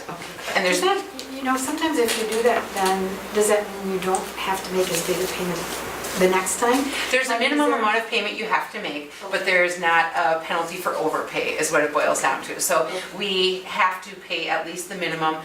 Ever since we've had our loan, we've been able to pay more than that. So on our last referendum loan, I think it fell off 2 years earlier than, or a year earlier. So in the end, we're going to cut off the life of the loan is what's going to happen. Okay. Yeah. There's a debt schedule, so I have to at least make those payments, but we can always pay more. Okay. Any other questions on this page before I move on? Okay, so based on all these assumptions, the next sheet is the budget modification. So this is the notice that would reflect those changes in, actually I'm going to go to the next page. If you just turn it over, there's the detail. We'll talk about the detail before we talk about the summary. And I apologize that you didn't have this ahead of time, but quite honestly, having the meeting on the same day that the aid is released, it's kind of hard to get it to you ahead of time. But. We won't do that again. So the first one is the property taxes, and now we're talking about what we set as our budget in July or June for this year. So all of these changes are reflective of just what we estimated, what I estimated, what you approved for the budget. So this is not compared to last year or anything. This is just compared to what we set earlier this year. Crystal ball versus real numbers, right? Crystal ball versus now I know the real numbers. The property taxes, from what I had estimated, are actually going to be lower, so $214,000 lower. This is all Fund 10. Open enrollment in, we are actually going to increase that revenue by about $125,000. And as Dr. Severson said, I'm giving that just a little, being conservative, because they ebb and flow all year long. So by the end, when it shakes out, I want to make sure that we're okay in that department and not overestimate or be overzealous about revenue coming in. the next few are just talking about different grants that we are awarded. The Cte Grant and the Peer Mentor Review Grant. I also adjusted the per pupil adjustment aid. That was at $654 per pupil.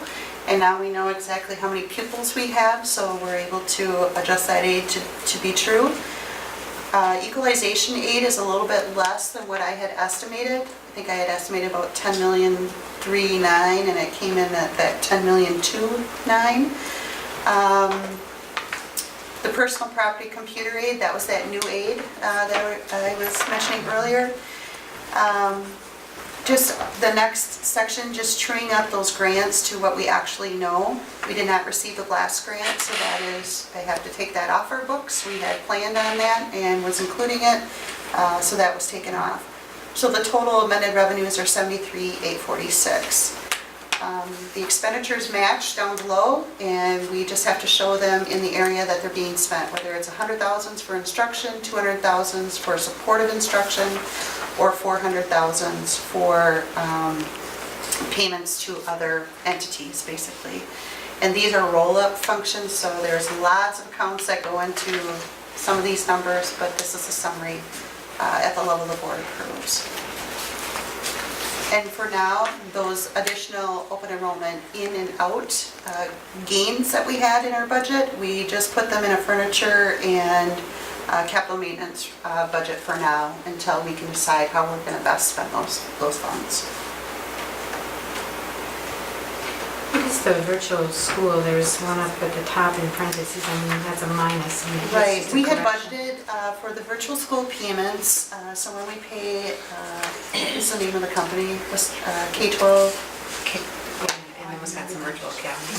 They should be really coded to the 400,000 function. It's just a coding thing. So we're moving it from 100,000 to the 400,000 level. Okay. Yep. Any questions on that? The next page is just a summary of the Fund 20 and Fund 30 amounts. The Fund 20 is the IDEA, Fund 27, IDEA preschool and flow-through, and then Title 6 for Indian education, just truing up what those actual amounts are as well. And then the Fund 30 debt service, it is showing the defeasance amount of $750,000 there. But if you go back to that summary sheet, you can see at the bottom of it, looking at this summary sheet again, you can see at the bottom of it where that offset from the general fund aid amount of $214,000 makes it about $535,000. That's the change in the budget from July to now. But we are defeasing $750,000 to the debt service fund. That's where all that will go. But the impact is about $535,000. And then that whole page, that whole notice is just a summary of all those details that I just shared. Any questions on any of that? The last sheet that I handed out, Patty had asked if we could have a multiple year, 5-year look at our revenues and expenditures. So I pulled this out of our forecast model. It goes from 2013 through 2017. And you can see, I don't know if I have this. Sorry, I don't have it for the screen. But it's just showing each year where we're at. And I can tell you in 2017, it looks like we really jumped up in revenue and expense. However, we had to, it was a book entry. We had our capital lease for our laptops that year. That was almost $400,000 that we had to code both in revenue and expense.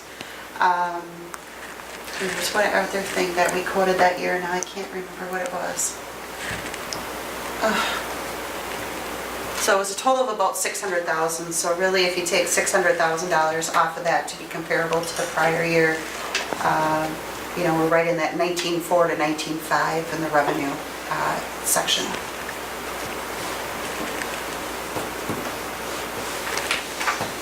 Because it kind of shows our fund balance. I think it's quite nice to get a historical. Yep. Absolutely. And if I had included this year as well, our fund balance took a little bit of a dip because we intentionally spent down 2018 on that energy efficiency project as well. This was what was available to me without doing a lot of scrambling. More scrambling.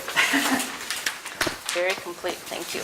All right, so I would need approval on both of the levy at the bottom of this summary sheet and the modifications as they're listed as And well. we'll do separate on this. So is there a motion to approve the certification of the annual tax levy? I'll make that motion. Thank you. I'll second that. Second. Okay. Any questions or discussion? Yes. So why do you pick those other communities to compare us to as opposed to Alma Size. Center and Melrose?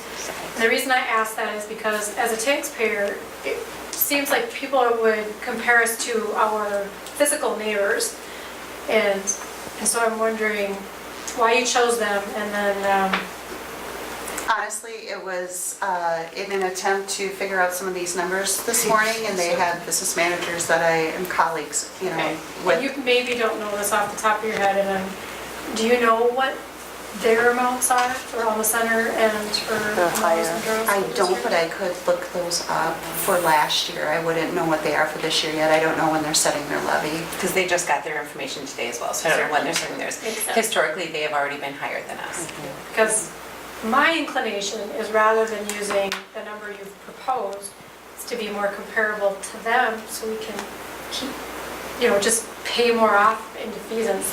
To me, I don't know, that just, for me personally, I feel like paying more of that debt off sooner is just a good idea. That's how I feel about it, but.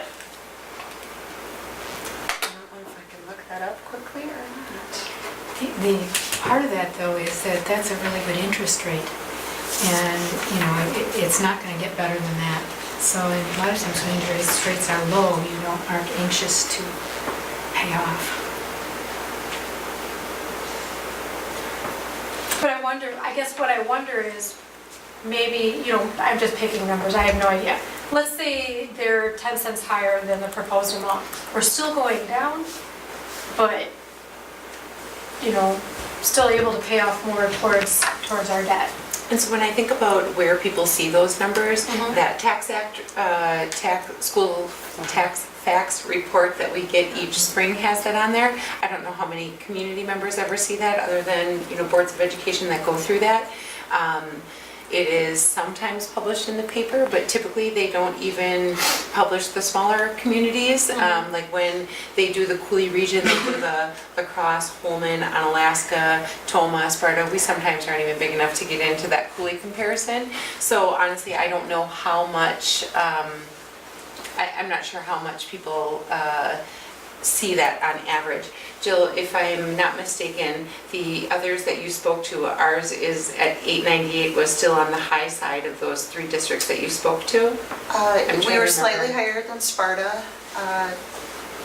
Alaska's way higher, I think. Alaska was higher and Toma was way lower, but they just paid off all their debt. They had zero debt, And they're asking for a referendum. and they're asking for a referendum, and they were one of those energy efficiency districts, so they had $1 million that now, as Greg put it, that for 1,000 years, they can never do again, so.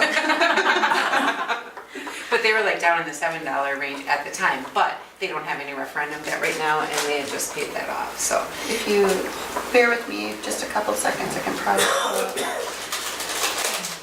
Because I could look up the tax thing from last spring, but that's gonna be the previous year, which, you know, so that'll still be a year back. Ours will still be at 945, but others will have to. So Alma Centers for 17-18 was $10.88. The state average was $9.77, just so you know that as well. I feel bad, Melrose and Alma Center, we're not picking any of that.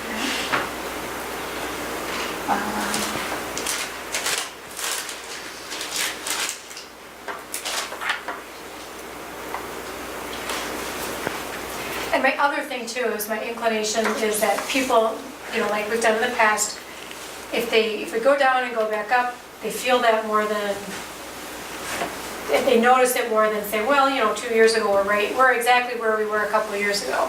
They're just gonna remember, it went down last year, now it's up. And so I guess my feeling is more towards where we were, that consistency feels easier. Melrose Medora is at $12.94, How much? $17.18, 12 something you said? $12.94. But they are living the dream in their brand new school. I will just Well, throw we are that out living there the for dream them. with our I agree, school, I'm too, just trying to so- throw them a little something, I'm just saying. So to Amy's point, knowing that we would like to certify a levy tonight, I just want you to know what your full options are. It is a spreadsheet that Jill goes in and changes one number, and then it computes the rest of it. So don't feel like if you change from that recommendation of the $8.98 that you're sending her back for hours of work, because that is not the case.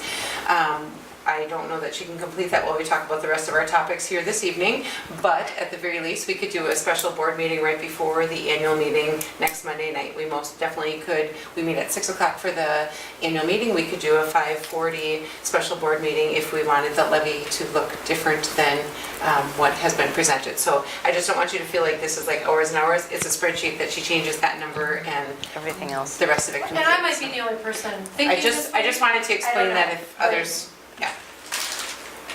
Any How other? many years have we been 945? 3. And the year before that, it was like 979. Right.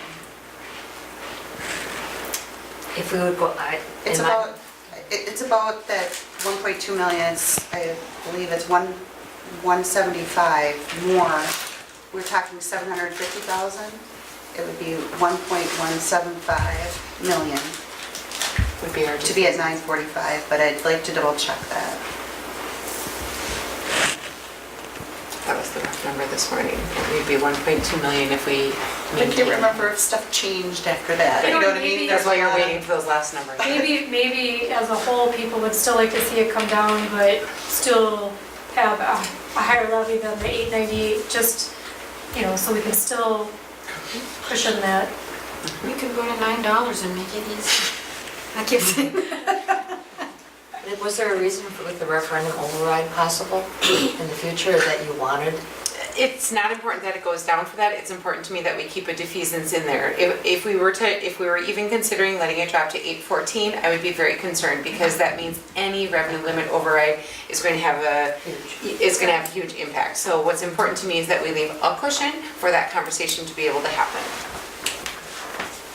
But to what level, I can't imagine that we'd be talking about $1.2 million revenue limit override, but I don't know that. Depends how much we're over. How many years? So 1.2 million could be 400,000 for 3 years. I don't think it's that simple, but you know what I mean? It's not in 1 year, it's multiple years that you would need that. Any other comments on, we have a motion and a second on the floor to approve the present tax levy that is presented. And if you want to change that, we would vote and then have to have a new motion. So are we ready to vote, or do you want to have some more discussion? I would support the motion on that. I mean, I like to have people be able to keep a little bit more of their money if they need it. Okay, so we're ready to vote? Okay. All in favor say yes. Yes. Opposed? No. Okay, thank you. Motion carried. And now we'll vote on the budget modifications. Is there a motion to approve that presentation, a budget Make modifications? a motion to approve the budget modifications. Thank you. I'll second. Thank you. Any discussion? Questions? All in favor say yes. Yes. Opposed? Okay, motion carried. Annual meeting agenda. So you found in your packet the annual meeting agenda. This is that collection of randomness that the state says that we must bring to our board of electors on an annual basis. So there it is. And there's little change from last year, just the new dollar amounts added in. I will need to adjust that. Yep. Yep. Hot off the presses number. And that meeting is next Monday at 6 o'clock at the theater. Any questions on the meeting agenda, proposed meeting agenda? We need a motion to approve the meeting agenda. I so move. Thank you. Thank you. All in favor, say yes. Yes. Opposed? Okay, motion approved. Policy Committee. All right, so we went through quite a few policies. If it is okay with you, I'll just walk you through each one of them, and if you have questions as we go, we can talk about that. So usually I pick 100 series, and that's what I read through. This time, WASB puts together a high priority summer policy recommendations based off of changes in legislation that most districts have to make some adjustments to. And so that is the bulk of the list that you see in front of you. So the first one, 723.1, we used to call it fire drills. Their policy is far more comprehensive. It's called emergency drills involving students. And what I appreciate about it is it includes all of the drills that we do. It includes the school safety incident response drills, which are intruder drills, the school violence ones. We added the bus evacuation drills. That's something that we do that is not required by law, but felt like if we were going to have a policy, we might as well include all of them. The one thing that it did change per state statute is that the board is required to hear a report out 30 days after one of the school violence drills. And so what that will mean is we will ask all of the building principals to do one in March. I think maybe February. I can't remember which month I did, but I put it on the core agenda for the board to hear the following month. And so Jill will send out a document to them it just really says that there needs to be a narrative discussion with the board about how those drills went. And I thought, while it is required by law, so we will do it, it's a good idea that you guys are aware of those drills when they happen and how they go. So that is the change to the fire drills policy. Any questions? And I'm going to keep clicking. The next one is 723.3, emergency school closings. The previous policy was a little bit more simplistic, but it really talked primarily about weather. It just said other emergencies. The newer one explains what some of those might be: health or safety concerns, communicable diseases, credible threat to safety, or a utility failure. The section that says make-up days, hours for students, that has been our past practice the last couple of years, but it has not been as a matter of board policy. It felt to me, if that's the way that we have done things and everyone's comfortable with it, it makes sense to write it into policy so that if none of us are around the table, there is still an explanation as to what happens when we have so many school closure days. So not a change from our current practice, just articulating that current practice. Questions or concerns? And I'm kind of going quickly because I assume you've looked through them. If you have questions or want more detail, please let me know. Tornado emergencies, I recommend deleting that policy because that is included in the emergency drills involving students. I like having fewer policies that are more comprehensive than all these singleton policies. The next one is 723.2. It used to be called bomb threats. That has been expanded to threats of school violence, and it talks about the process, what happens when, who is communicated with. It also talks about the fact that as a matter of state statute, all school employees have become mandatory reporters of threats of school violence. And so that is conversations that we've had with the staff, that they are required to assess the situation and determine whether it is a viable threat to the health or safety or imminent threat to the health or safety of a student, and then the steps that need to take place after that. As a quick aside, Jill just got back the first template, our whole new school safety plan, the flip charts that have when this happens, here's who to contact, here's what happens. We just got the first read-through back from the print shop, and they're really, really, really nice. It'll be exciting for everyone to have a brand new, up-to-date, current one of those, because the old one still said, bomb threats, and that was it, as opposed to, so many of the other situations that have come since then. So those will be nice to get out to people once they are approved. Shouldn't have time today with our budget stuff. All right, the next one is 722.1.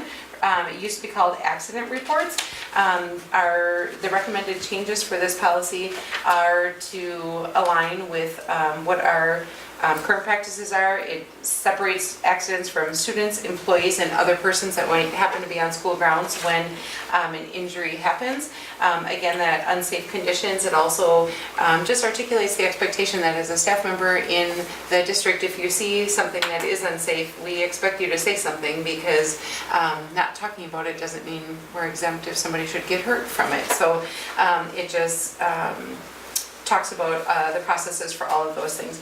The process for individual staff member injury report, that is something that we've really overhauled over the last couple of years, that there's a phone number that they all have to call. They make their initial complaint. It sends an email to Jill and Marty, and they immediately know of whatever happened. There's a nurse that talks to that person right away. It's a really nice system, and so that is articulated in their handbook as opposed to by policy, just in case that would change. But so accident and injury reporting, unsafe conditions. 532.1 was professional staff negotiations. That is a moot point. We no longer have professional staff negotiations, as we no longer have bargaining units in the school district. 242, I apologize that you can't see the edits on there. Last spring, when the building and ground supervisor position became open, Jill wanted to make some modifications to the job description as we've hired, and she just forgot to track changes on it. And so it's minimal. There's been no substantive changes, but this was the description that we used when we hired Mr. Weinman in that position. So it makes sense to update policy to align.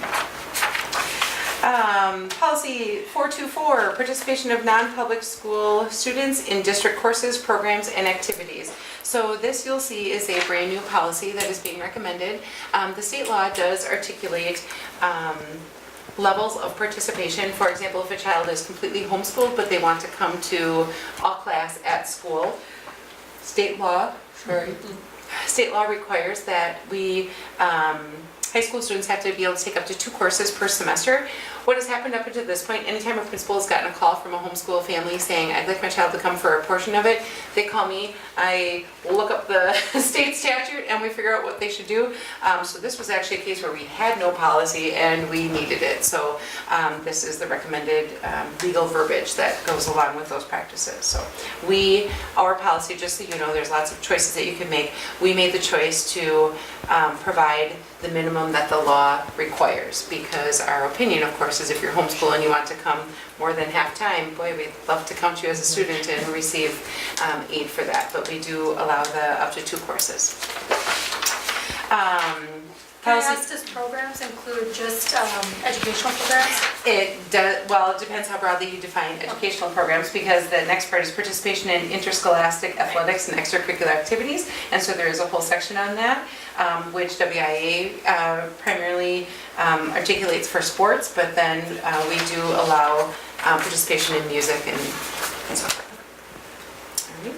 All right. Policy 422, admission of non-resident students, that is null and void.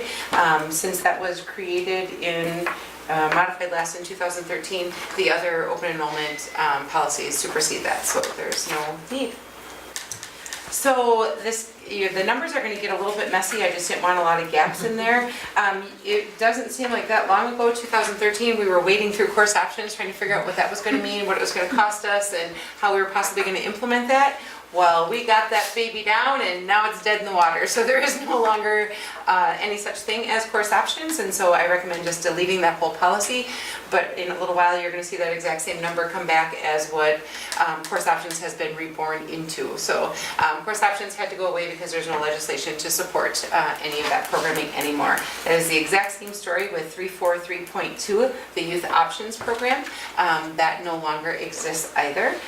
But what does exist, Early College Credit Program and its partner policy, Start College Now. So these are really what has taken the place of youth options and course options. I'm going to summarize all of this with the big primary differences.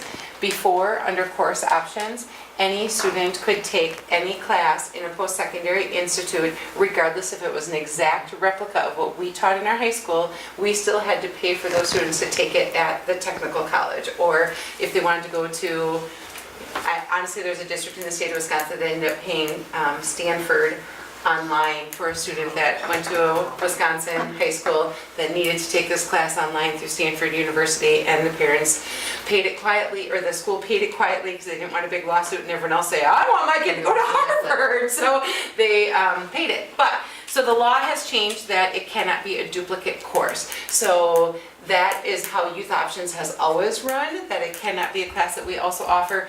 Course Options has now caught up to that. The other monumental change, which I very, very, very much applaud, if a student fails the class, we now have the legal right to charge the family that tuition for that failed class. In the past, that was never allowable. I very much appreciate both of those flexibility pieces. And so while part of me recognizes there's going to be far fewer kids receiving college credit prior to graduation through one of these programs than there was before, however, I still fall back on, remember, our CTE department has more articulated classes that they can sit in Black River Falls High School and get college credit and high school credit at the same time. So I have no doubt kids will still readily be able to graduate with some credits under their belt, but the law has changed to make it more.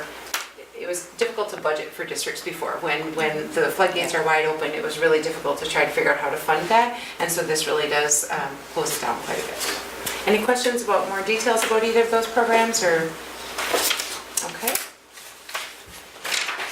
And emergency plans. The formatting of this turned out so funky because it was still in track changes. As we agreed once before, when we come for second reading, I'll have them all pretty for you. But this really was, I should have done this in order and started with this one before all those other ones. This is that overriding plan that all those other ones, that all the other 723s came under, the emergency drills and all that stuff. This really has been updated to ensure all of those other pieces are in place. It also has the requirement that the school board must review it every 3 years. So I've made notes on the core agenda to come up with that. This also articulates some of the safety plan training. As part of those 2 school safety grants, round 1 and round 2, there's an awful lot of staff training that was required, particularly in round 2, which we still have not been officially awarded, but we got I'll forward this on for approval, which made me feel like, good, very good, but we'll see when we get that. But that second one had an awful lot of staff training, and so much of this language about the training is directly from the requirements of those grants. And that brings us to the end of the policy committee. So if you have any questions before the next meeting, we'll vote on these changes next meeting in November. You received meeting minutes in your packet. Any of those that you want brought out for changes or discussion? Is there a motion to approve the meeting minutes? Thank you. Is there a second? I'll second. Thank you. All in favor say yes. Yes. Yes. Opposed? Okay, motion carried. Dr. Severson's report. I've been talking a lot, so I will be Yes. brief. First of all, I want to congratulate Scott, Mary Jo, and Nehoma. All of them were recognized by WASB for earning their next level of engagement, WASB points for their work and professional development on the board. So congratulations to all of you guys for that, and thank you for your commitment to your own professional development on the board as well. I just wanted to recognize that Stand Up for Rural Wisconsin is recognizing our Empty Bowls event that took place last year. If you recall, that was the event before the concert where it was just a conglomeration of a whole bunch of different organizations.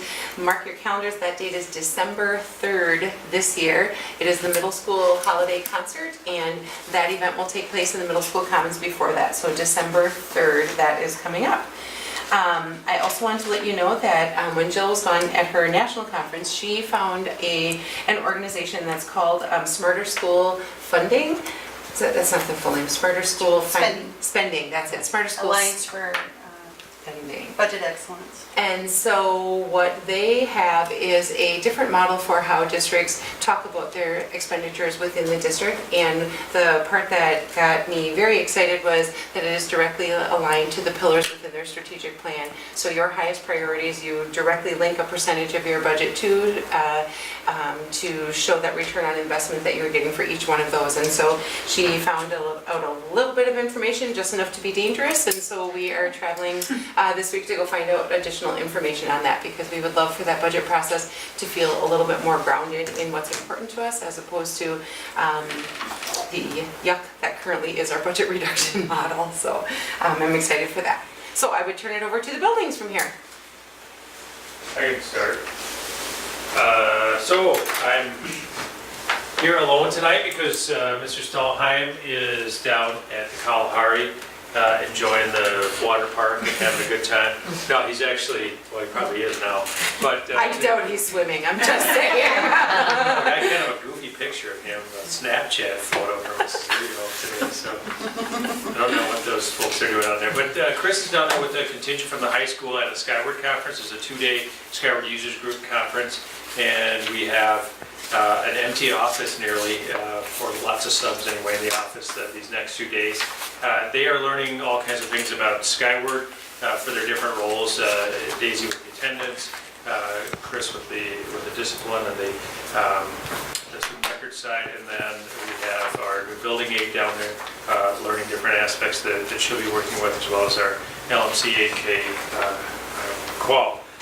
Otherwise, just a little reflection on homecoming this year. As you are aware, we made quite a plea for people to not cross the line, to be respectful throughout homecoming. We talked using our, what you heard from the Spanish folks, our motto, we are BRF, and we are respectful, we are responsible, we're safe, we do the things that are expected of us. And we offered for people who did not want their homes to be a part of the homecoming festivities this year to sign up for that. And I'm pleased to report that none of the people who did choose to do that had any of the festivities happen on their property. And tell them the anecdotal story of a kid and a parent. Yeah, I was at parent-teacher conferences, and the one parent of a current student who signed up came up to me and said, Mr. Chambers, thank you very much for doing that, because we've had this happen to us for years and years. They have kids who are very spread out, and so they've been with the district probably actually longer than me. And so they've had plenty of activity, and they said, thanks, it was finally nice not to have to worry about that and clean that stuff up. She said our daughter was maybe a little perturbed at first, but then she was actually kind of relieved that she didn't have to go out and clean that stuff up. And then about 20 minutes, 30 minutes later, I talked to a parent, and one of the kids said, well, yeah, all those people on the list, they were just targets all year this year. And I said, well, that's interesting, because nobody got anything done with it.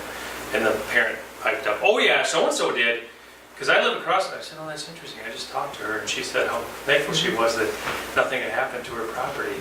I think that's a huge victory, that the kids were willing to respect the names on that list. That really made me very, very, very happy.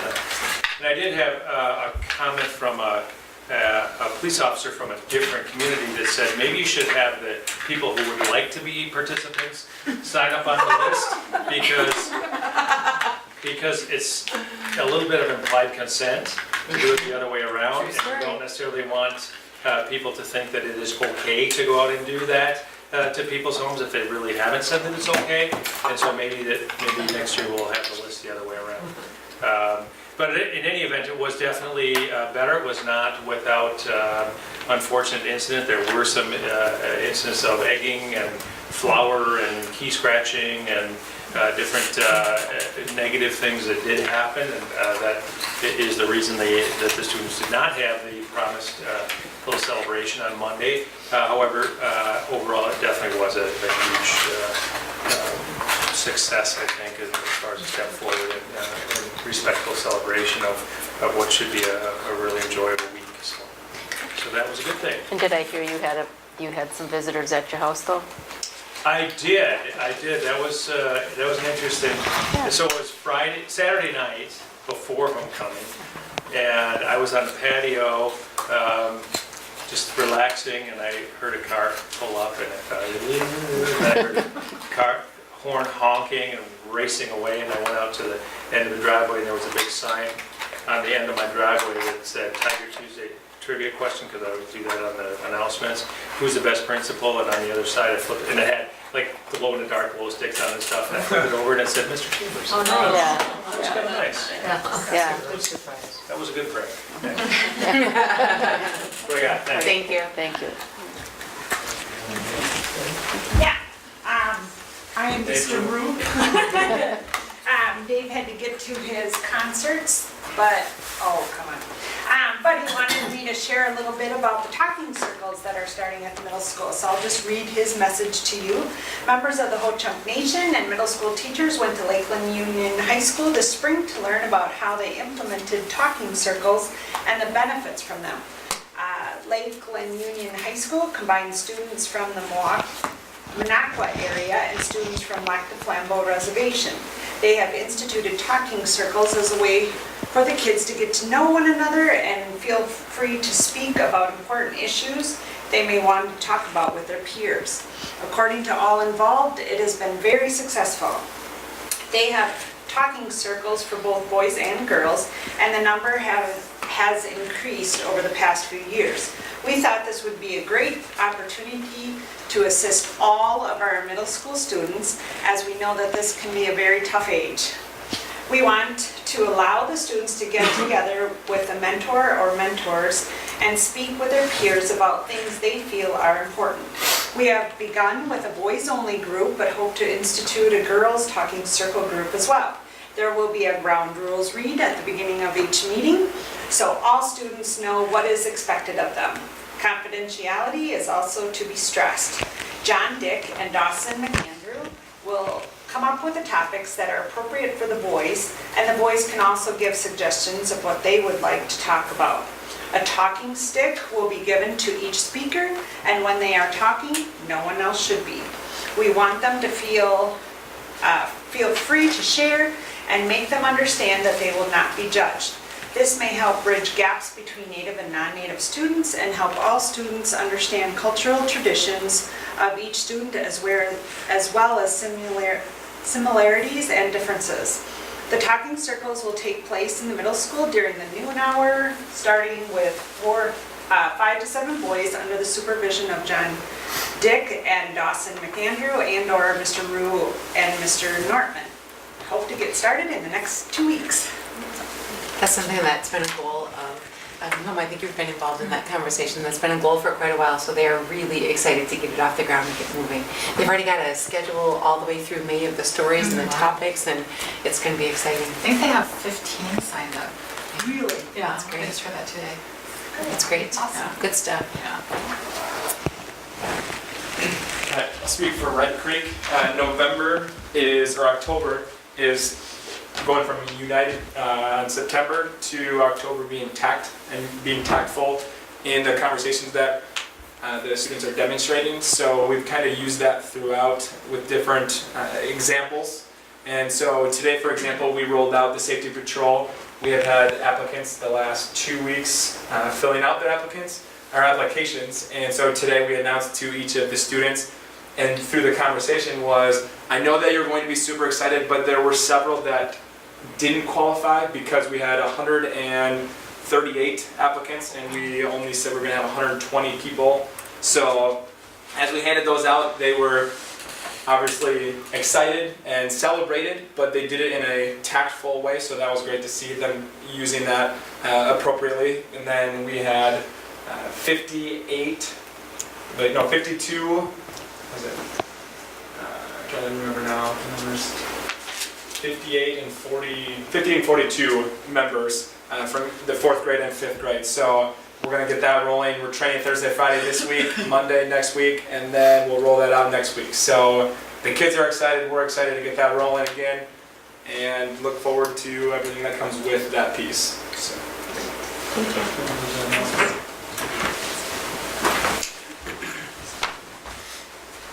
So I wanted to just take a minute and talk about our PTO because I think that they've been doing an outstanding job this year. And I really felt their presence in our school and being new, that's definitely appreciated. So this year we went on 3 field trips already. Kindergarten and 1st grade went to the pumpkin patch and the apple orchard, and the PTO completely paid for our kindergartners and 1st graders to go to Pinkalicious. And it was fantastic, and they were totally engaged, and it was wonderful. So I know that they are paying or bringing in dinner for us for Thursday for our parent-teacher conferences next week. So they're providing volunteers for our book fairs this week, but much appreciated. They really are fired up this year. They got a lot of good things going. They've started using, well, they do the family movie nights, which are also really, it's this coming Last Friday? Friday. Last Friday it was. So they open up Red Creek at night and invite all families to come in and watch a movie in the gym together. But I've even been able to sign up for volunteering in some of them. They've gone to an online system, so they put it out on Facebook, what they're looking for, and then you just click the link and you get to sign up right away, and it sends you an email reminder. So half the struggle with getting volunteers was being the person who had to call, so would you be willing to come and work the book fair? And it was painful, and so now they've just really done a great job. They've done a great job. That's good. Thank you. And it's really easy to sign up if you didn't hear that. And you choose your time. Okay, thank you. Okay. Wisconsin Association of School Boards, I thank everyone who got to go to the regional meeting. And I've been part of the Policies and Resolutions Committee that we are reviewing, and we'll get those to you probably in November about what will be going forth. We had like 33 submissions this year. We We narrowed. usually don't get them until December. December, okay. Yeah, it's Okay, usually that's right. Our December. meeting is November 19th or something, so Our we'll board find. meeting, yeah. No, I mean, the policies and resolutions Okay. probably is later, but we've narrowed it down. There were a lot of submissions that were the same subject, as you can imagine, with the school safety and some of the things, so. While we're on WASB, if I could just share. So the board has been struggling with a board self-assessment. That was also a topic of our board development that we haven't wrapped up yet. School Perceptions, which is the group that we hired to do a survey when we were doing our referendum. They do lots of different kinds of surveys. They offer this a free service through WASB as a business partner that each board member gets a unique access code to log into, and then we get to extrapolate Black River Falls school board data and compare it to state school board data. And so I felt like since they are offering this and we have a void of our own assessment, I would be happy to hand these out, and perhaps everyone could take the time to do this between now and our board development session. And then I don't know what their timeline is, but that would at least be a start and a step in the right direction. Absolutely, thank you. Okay. Yep. So you do this and log on and... Yep, log on, and then you have a unique access code there that can only be used once. So I will make sure that Laurel also gets one. Okay. Any other conference or workshop attendance? Future agenda items. It's not a future agenda item, I just have a question. Because I work with other school districts, they're really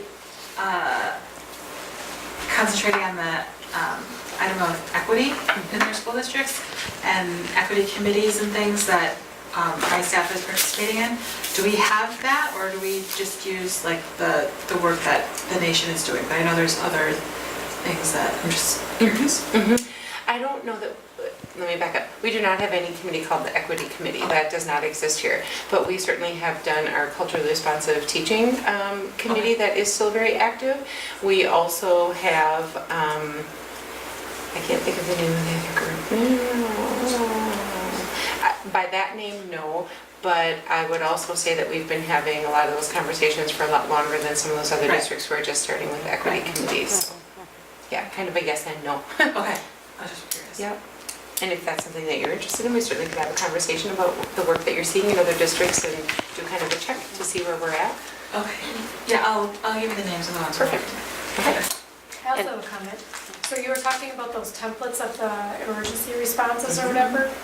Can we see those too, maybe either to have a copy or just to take time to look at it? Because I think it's good for us as board members to Absolutely. kind of have some familiarity with it if we get asked about it. Absolutely. Absolutely. For sure. Thank you. Okay, is there a motion to adjourn? I make the motion. Okay, thank you. All in favor say yes. Yes. Oppose? Okay.